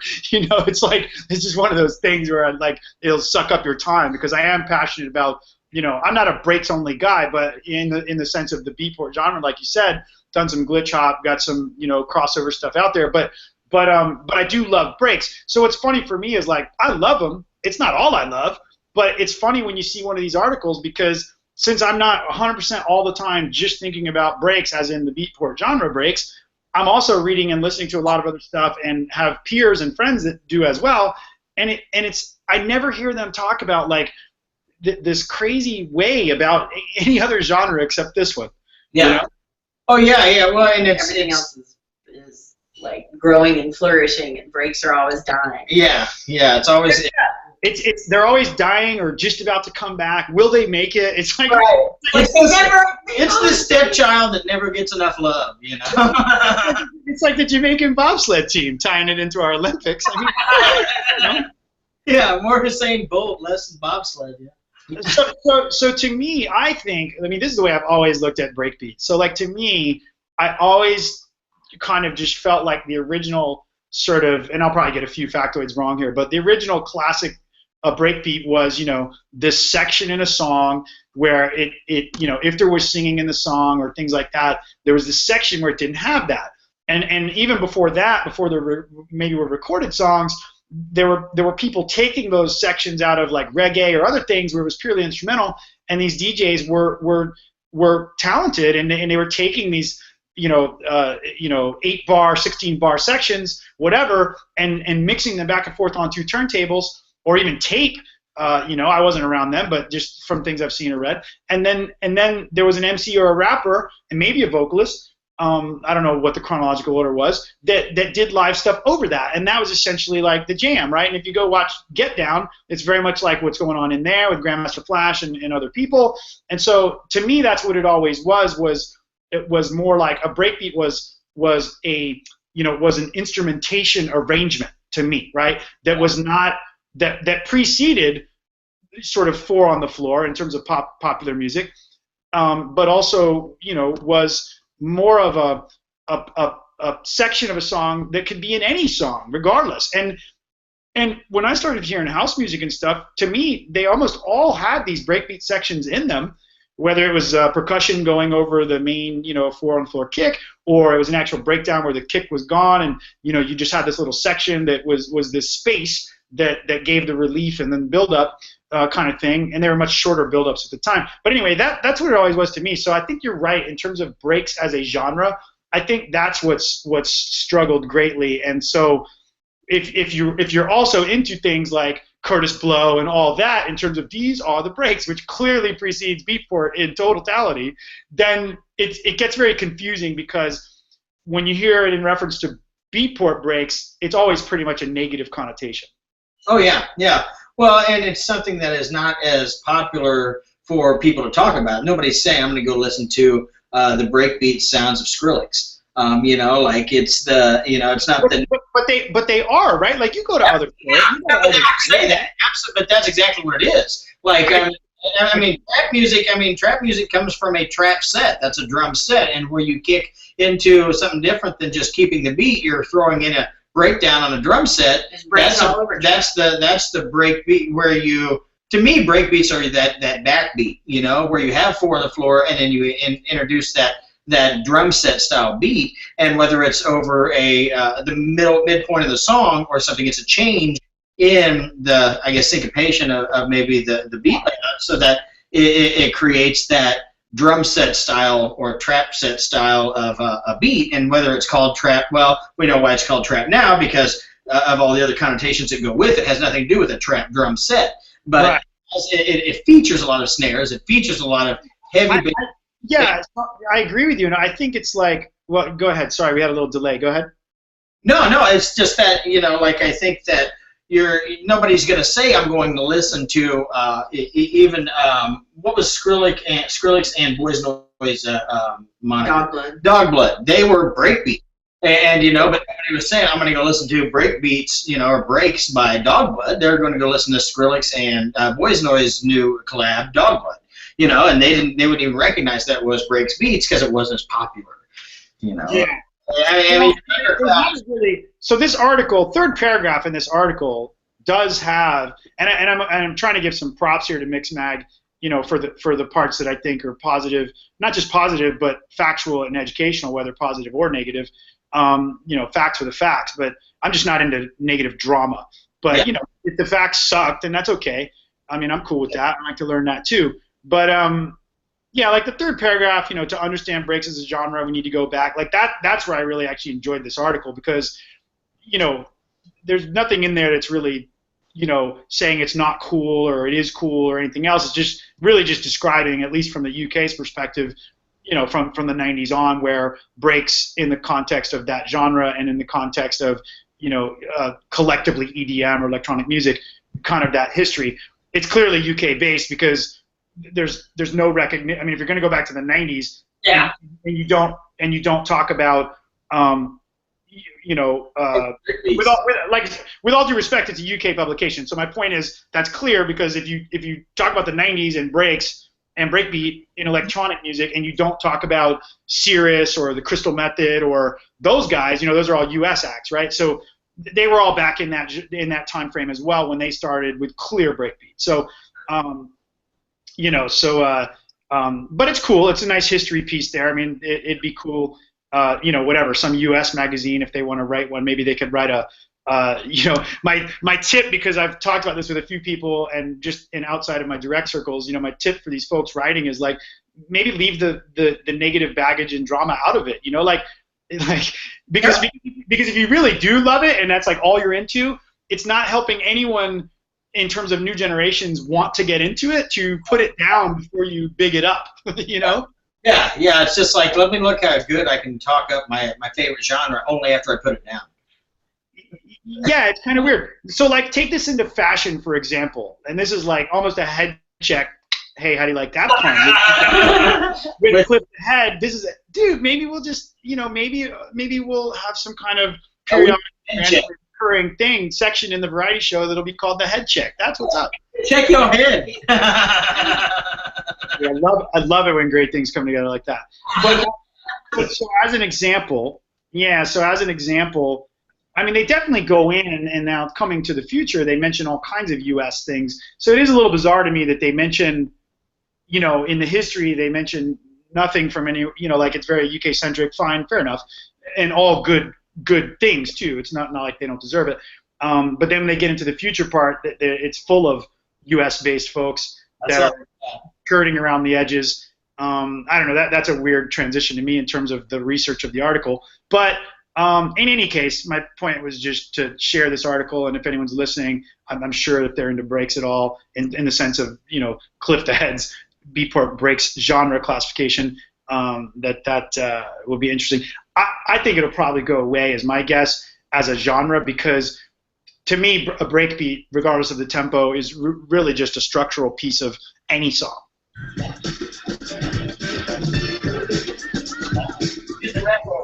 Or sing over. Yeah, it was the initial mixing of those breakdowns in the song, or the get down, like you said. Yeah. Absolutely. Here's a great. It was the instrumental. Yeah. Here's a great contrast, I think. Find me any digital music store, whether they were in their heyday or nowadays where they're not as important, or streaming now, whatever. Find me any of them that have a section called 4 on the Floor. Yeah. Yeah. None of them. Have you ever seen that? Have you ever seen 4 on the Floor genre? They don't exist. Yeah. Yeah, so that's why it's so confusing why there's ever been a break genre, because it's like it's a piece of a song, or it could be the whole song, but it's an arrangement situation. Anyway, that's my opinion. Well, you're the master of them, so you should. And as far as articles go, thank you, Cliff. As far as articles go, there are many folks before me that inspired me for sure. But as far as articles go, that was my share with you, and I just think, I think we agree that it would be nice. The history's awesome, all that stuff. It would be nice if we didn't have to have it be plagued and all that kind of thing. Because it does put a bad vibe in a lot of people's mouths to continue. Yeah. I would agree, because it's hard to overcome what half the things you're saying when they're a negative connotation. So it's like you're going to,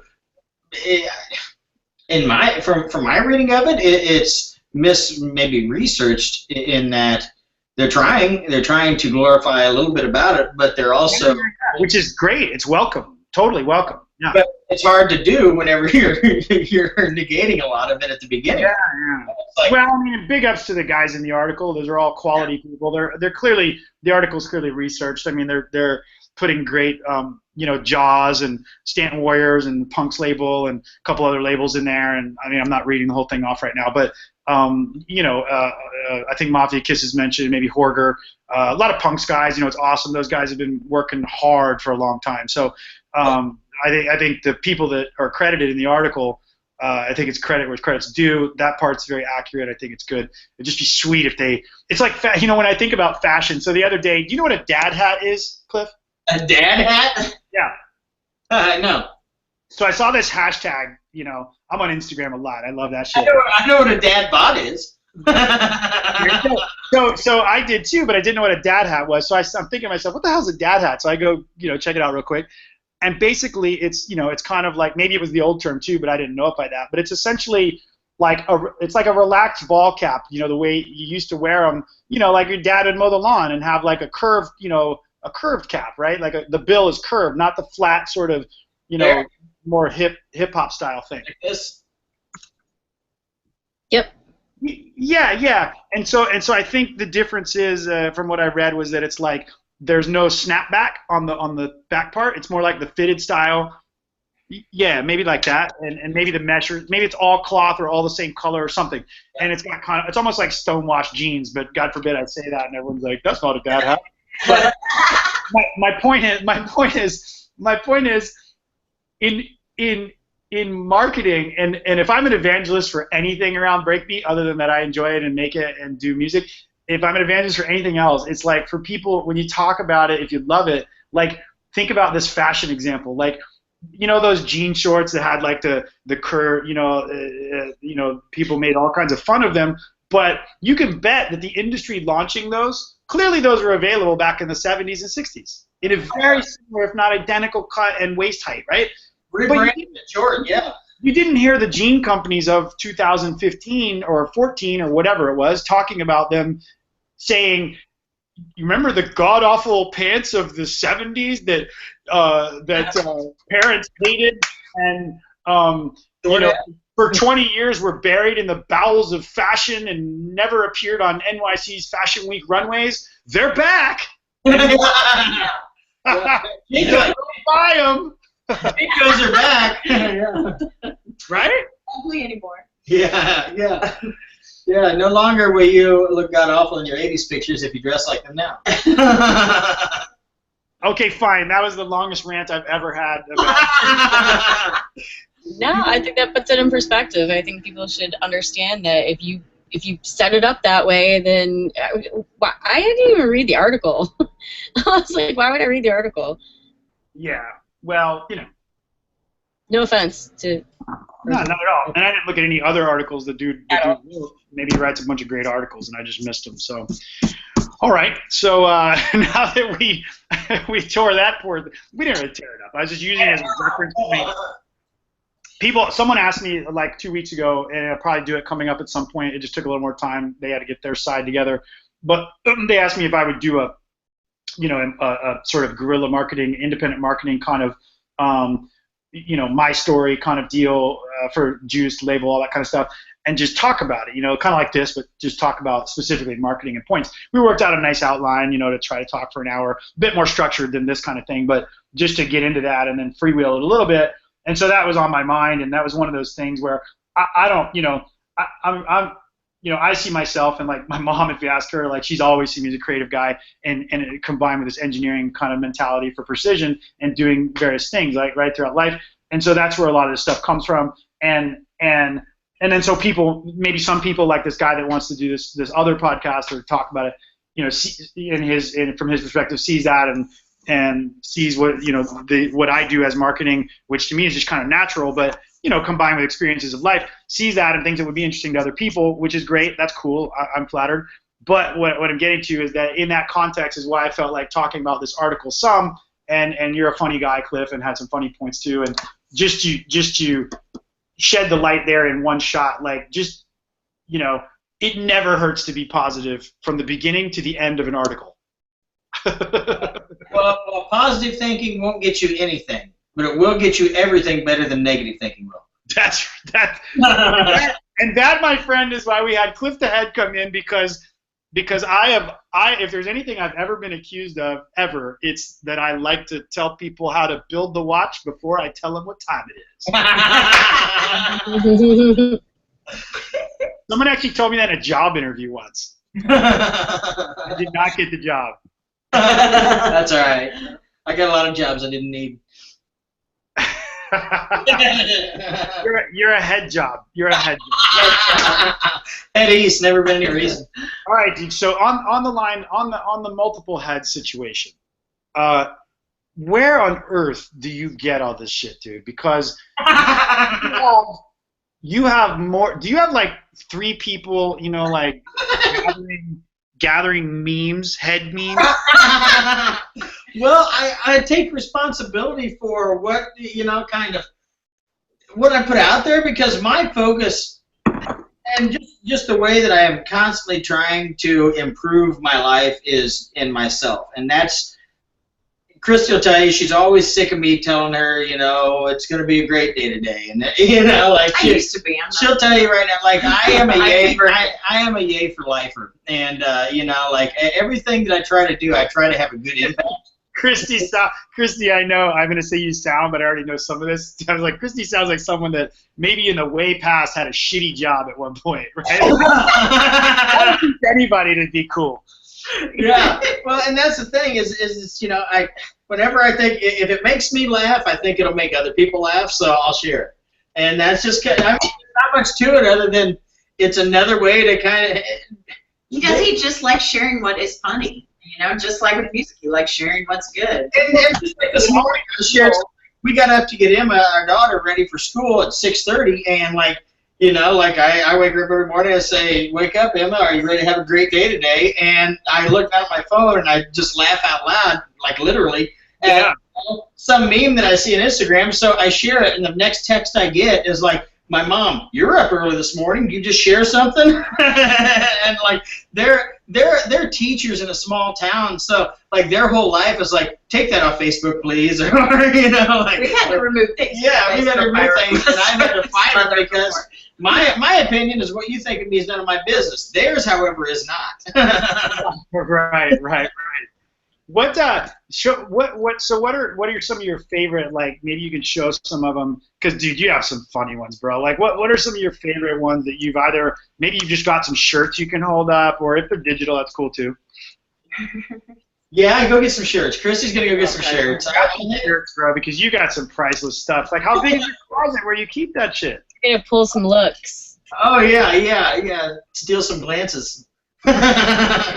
But yeah, I mean, and there's some good ones. There's like the there's the one the Matt Damon one where it's the guy on his driver's license and it says "Nice try, Matt Damon," but it's a black guy and it looks like Matt Damon kind of. But it's just I don't know. It's like skin tight now though, so I can't wear it in my figure. Speaking of fashion again. Wes, that's a nice shirt you have on there.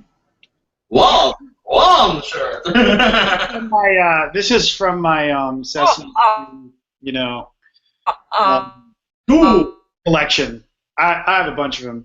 As you know, Kelly, I have a dog named Ernie, and so people quite often make a joke about Ernie and Bert, and so we do not have a dog named Bert, but we do have one named Ernie. So yeah, one day I was like, you know what actually happened is I sit on the couch, dude, and you know I was shopping for something legit that I needed on Amazon.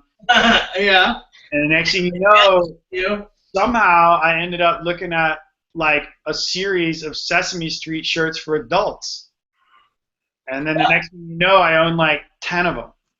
Yeah, well, Amazon can do that because they'll deliver it to you in 4 minutes. What's the...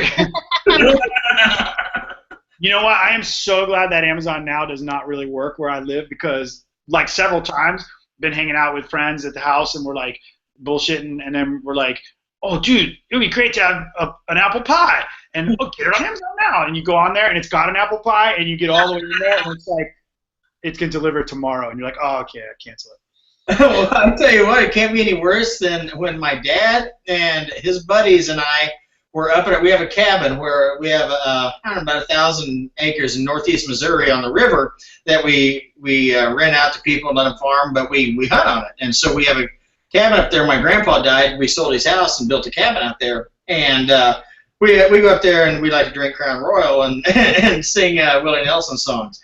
Well, I remember seeing those pictures, dude. Oh, about 2 o'clock in the morning, the last time we were up there, we were wasted. And they said, let's go see Willie and Merle before Merle dies. And so I get on the phone, and I'm like, yeah, we can do that. And we pull it up, and I get, how many tickets did I get? You bought 8 tickets. 8 tickets, $900. And I don't even remember it. The next day, my mom's like, you are not allowed to go back to the farm with Dad, and he wants to know if you bought those tickets. And I said, what tickets? And so I looked down, and I noticed and I'm like, I don't want to go. And Dad's like, I guess we'll go. And Merle Haggard died 4 days before the concert. I didn't get to see it. Oh, dude. Yeah. Okay, so here's some repertoires here. Here's the nice try Matt Damon shirt.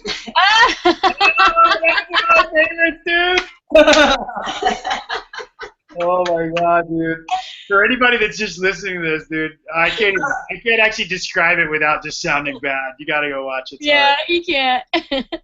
Here's a nice cat shirt for you. Oh my god. That's like tie-dye cat versus tie-dye meanie. Oh yeah. Nice emoji shirt here. Oh yeah. Nice. This is one of my favorites. What does it say? Always answer my Lucky Charms. Always answer my dabs. And you see, like, these are like wax bumblebees and game. Ready to And that's what I was talking about. These socks are dabs. they're like shattered from dabs. Dude, if you ever come here, you and I are definitely going. We're gonna get drunk and go to the sock shop. Yeah. And then I got this Breaking Bad one that says "taking dabs." Oh man. Wow, those are some classics, my friend. And I got old Sadie here. Hi. Hi. She looks like a huge poodle. Is that a huge poodle? No, she's an American Water Spaniel. Oh. All right. A little chunky. She just turned 9. Hunting dog? Yeah, she's bred to be small to sit in the duck blind with you, and then she'll go out and retrieve ducks after you shoot them, but she'll stay in the blind with you. Like a duck blind, Gotcha. duck hunt, you sit in like this little hut, and you throw the top open, and when you're calling the ducks in, like they're circling around, you're over a lake, and then circle back in, and you throw the top off, you shoot the ducks, and then the dog swims out in the water and retrieves a duck. Yeah, our dogs don't float. Boston Terriers are definitely not swimmers. We taught him to swim, and I take one of them surfing, but yeah, he's pretty good, but he's kind of afraid. So, but he's good. You get him life jackets and stuff. They're pretty cool. Nice. Yeah, it works out well. Hey, I was when you were talking about your country escapades before, I just went and saw this show. You go to, like, obviously you go to some live music and stuff too, right? Like, you're not just obviously not strictly breakbeat, whatever, and all that. Yeah, I went to this show. I get totally inspired by a lot of this stuff, man. Even for stuff that I'm into making, like. But anyway, this band. You ever heard of this band, Old Crow Medicine Show? No. Yeah, they have this song. I don't know how popular it is, like, in sense of internationally. It's kind of their country, like, folk twangy band, But they opened up for at a show. I can't remember who the headliner was because I wasn't really into it. But anyway, they opened up, and it was only 2 bands, just them and the main thing. But they were awesome, dude. Like, kind of a lot of fiddle stuff and this and that, but really fun, like, energetic. Anyway, Old Crow Medicine Show. If you're into, like, just checking out new sounds, new vibes, nothing to do with electronic music whatsoever. But technically breakbeat. Yeah. Well, and I think the most inspirational music are when I step outside of what I've been listening to. Like, I'll never forget 2 years ago when we were all in Miami, and Kelly, you wanted to go see, what show was it you guys went to see? Because Wes didn't want to go, and you're like, I want to go, and it was, who was it? Where, Miami? Sander Kleinenberg? Yeah. Dirty Bird? Yeah, I think it might have been Dirty Bird. You want to go see Sander Kleinenberg, and I was like, how was it not listening to breaks for a while? And you're like, what? I went to the Sander Kleinenberg show with her. Yeah, that's what I was saying, because I asked you, Wes, I was like, how was it not listening to any breaks for a while? And you're like, glorious. They're all focused on that the whole time. Well, dude, I listen to so much music, dude. Like, I love it, man. When I was just in New York, hanging out with some of my old pals there, and way for, in fact, as far as DJ people, that kind of stuff goes, but some other, photographer guy, buddy of mine, Elliot, and some others, and we were cruising around in Lower East Side and East Village, and it's cool, man. Like, I had lived there for about 10 years in total, maybe, and went through cycles, and now it's like going through. There was a time where maybe people were bitching, it got gentrified, and basically what that usually means is, like, people that live there too long are now having kids and struggling with money because they've got to focus their money on other shit, and that's kind of to me that's the equivalent of, like, what happens in these like evolutions in neighborhoods, and then those folks don't like their neighborhood anymore. A lot of that was going on a little bit before I had left that area, and then for some years, 4 or 5 after. But now it's kind of like, it's in one of those really creative cycles, it seems, and there's neat places opening up, and things are switching over. 5-10-year leases are coming up and get too expensive. Other things coming in, and yeah, I mean, granted, it's not as ghetto as it was when it had that feel, but whatever, you can go somewhere else and get ghetto feel if you want to do that. And but musically, very cool. A lot of this, like, Afro beat and that Afro house beat that we went. No trap, and I've enjoyed trap over the years. But I'm just saying, like, you can only do so much, right? You know, just like my comment about breakbeat in that context of what you're talking with Sandra Kleinenberger and whatever. You know, and I've been to a couple Dirty Bird shows, not like one of their full Dirty Bird productions, but just shows where one or two of them was playing. I really enjoyed Justin Martin, Christian Martin, heard them both play. Haven't heard Claude. I was supposed to play with Jay Flip in Canada, but something happened with her being able to do the show, so she didn't make it. But, you know, it's all cool stuff. It's good. It's inspirational, man. I can get different sounds, work all that stuff in. You know, that's one of the things I love about, you can work it into anything really, you know, but it's one of the things I definitely love about breakbeat is there seems to be less accepted rules. There's certainly some rules and patterns and templates, but there seem to be less sort of widely known and accepted rules. So, you know, so you can go listen, like for example, you can go listen, you know, to this Old Crow Medicine show, and it's a lot of Nashville-based, you know, really great musicianship. The drummer's phenomenal, and you can hear that and be like, oh, you know what, that'd be really cool if we maybe brought that down from 160 to, you know, 120 or 30 or 10 or whatever, and then, you know, just rebuilt maybe some of the percussion, maybe not quite so messy, you know, as a live band drum kit would be, but, you know, clean it up a little bit, that kind of thing, and maybe a little bit more on the grid. A lot of that stuff is very inspirational to me. So. Well, and that's where I've gotten lucky on stuff. Some of my, I mean, this is my second SoundCloud account. My first one I had, I got, you know, I was one of the people who got deleted. But you know, it's just one of those things where I always put stuff out that I make edits to that make a song a breakbeat song, or so to speak. So, like the biggest one I've had luck with is a Panic at the Disco song. I made a breakbeat edit of. I love them. Yeah, and it broke 60,000 plays in 6 months, you know, because I'm riding the pigtails of it being a popular song, but I made a breakbeat edit so people can use it in their sets. And so a lot of people tell me, they're like, oh, that's cool. I love that you made an edit of that so that I can mix that into my sets, because it gave it some, you know, a pretty part of the set, or, you know, it gave it a vocal part of the set where they wanted, you know, their hour set to feature all different types of breakbeat sounds and things. So I think. As you know, I love me some edits, and I'll try to do, you know, some totally obscure songs.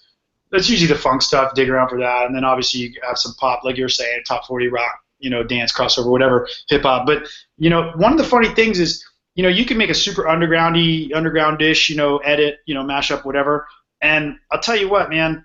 I mean, it could just be the crowds that I play. I don't know, but I mean, I play some pretty obscure crowds, and you know, you can, you know, if you drop some kind of edit that's of a recognizable tune that's not totally out of place stylistically with whatever else you were playing that night, I mean, people, it's always one of the favorites they have. It's just familiarity. There's absolutely nothing wrong with people enjoying some familiarity. Like, I don't think I would play a whole set of edits, but, you know, certainly I think it's a very skillfully used tool in any DJ set. Well, I like having people follow along and introduce them to breakbeats by introducing them to a breakbeat version of a song they might already like, you know, and really like trick them. I totally agree. Yeah. Well, when I started doing that is when I really started realizing that nobody actually, like, I won't say nobody, but like outside of producers and maybe DJs buying the stuff, let's say fans of music, they just don't, you know, like. Fans of music that are not DJs or producers is maybe the best way I can classify it. They don't give a shit. They don't. You know, they're not even interested in talking about it when you're out somewhere and the topic comes up, no matter what genre it is.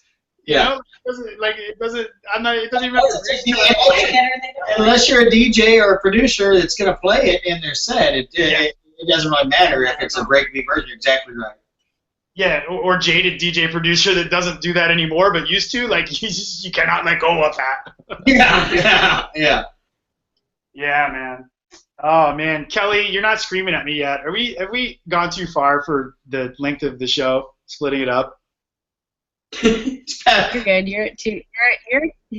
You're at 2 hours. We have like a minute. We started maybe 5 minutes after. Yeah. You have about 5 minutes. Yeah. All right. Y'all have 5 minutes. I could sit here, Cliff. I could start eating. Oh my God! I was just thinking about cereal too. When you that looks amazing. This is a Fruit Loop Rice Krispie treat. What a way to end the show, right? What? This is a Fruit Loop Rice Krispie treat. I really want that. I want. Oh, stop it! If we ever manage to get a sponsor for these shenanigans, I swear I hope it's Chiba Hut. Chiba Hut is where this came from, and I'm just gonna give them free because they're right next to where the studio and office is. So we just walk around the corner, and you can go find their website, Kelly, and show their menu. But all of the names of everything on the menu are based on weed. All the recipes, all the things, even the link, dude, they've been so carefully calculated, this restaurant, and it's hilarious. I found out it's like a 10, maybe 15 restaurant chain now. It started, no joke, in Colorado. But it's been around like 10 years, I think, historically, but it's out there. And you talk about timing that shit right with like, now it's starting, with all this. But looking at the menu. Even the length of their sandwiches, like the shortest one is like a little nug, and then and then they have like a nug, and then they have, it's hilarious. An Italian nug. Sunk egg salad, sticky icky, incredible. Is it the sticky icky? Oh, that's a peanut butter and jelly. Never mind. Yeah, so they make these things that I'm showing.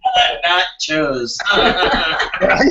I forget what this thing is called, other than what we just called it. It's called something on the menu, and then they have a couple other like treat things, and one of them is called a goo ball. Yeah, I see the goo balls. A goo ball. It's a Rice Krispie treat ball, and they fold in peanut butter and chocolate as well. Oh my god. We're amazing. We're coming out there. You definitely live in California. It's kind of like I couldn't have thought of a better way to end the show than as if we had a sponsor, we would put them very last. It says swag. Out of stock, sorry. They call their merch swag instead of swag. No swag left, sorry. It's on the menu. We're out. We're just straight out of it. Oh my God. Don't have swagger. I can't wait until the day that all states and Fed is over this, and then someplace like Chiba is like, banging up the stock ticker worldwide above Apple.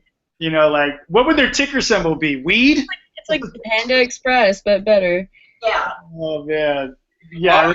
RFR, reefer. Oh, man. And they'll be able to sell, like, edibles and shit, like, over the counter because it'll all be regulated and stuff. Yeah, those will actually have weed in them. That's what I'm saying. That you'll be able to have optional. It'll be a whole weed bun. I don't know. I think if DC is like that, I feel like Christy got it. Got it. Whole weed. Get it? Whole weed, yeah. Okay. Whole weeds. I'm with you, Wes. All right, man. All right, dude. Full grain. Christy, Agent 137, it has been a blast. I know that we made at least 2 people suffer through the entirety of this. And we love you listeners for that. JB Thomas, if you're still there and haven't fallen over, love you, man. And anybody else, hit us up somewhere. Let us know. Throw us some questions. Send us some stuff. I don't know. We'll talk about it. Or we may make fun of it equally. I'm sorry. We'll try to find the good in whatever. We'll try to find the good in whatever it is you do. Cliff, any parting thoughts? Whether you believe you can or whether you believe you can't, you're right. Is that from your grandma? No, it's for her. Christy, any parting thoughts? Her all the time. What? Any parting thoughts? Any parting thoughts? I don't have anything clever to say. Thank you so much. Yeah, we're grateful for you. You guys we are are awesome. very grateful for you guys. Well, hey, man, thank you, man and woman, and as long as we're as long as we're having fun, we'll keep doing things. Kelly, any parting thoughts? Well, I'm going to steal this from Cliff the Head, which he stole it from somebody else, but why be moody when you can shake your booty? That's right. I love it, dude. All right. My only parting thought is stay classy, yo. Stay classy, yo. Thanks, guys. Bye, guys. We'll talk soon. Bye. Have a good night. Be safe.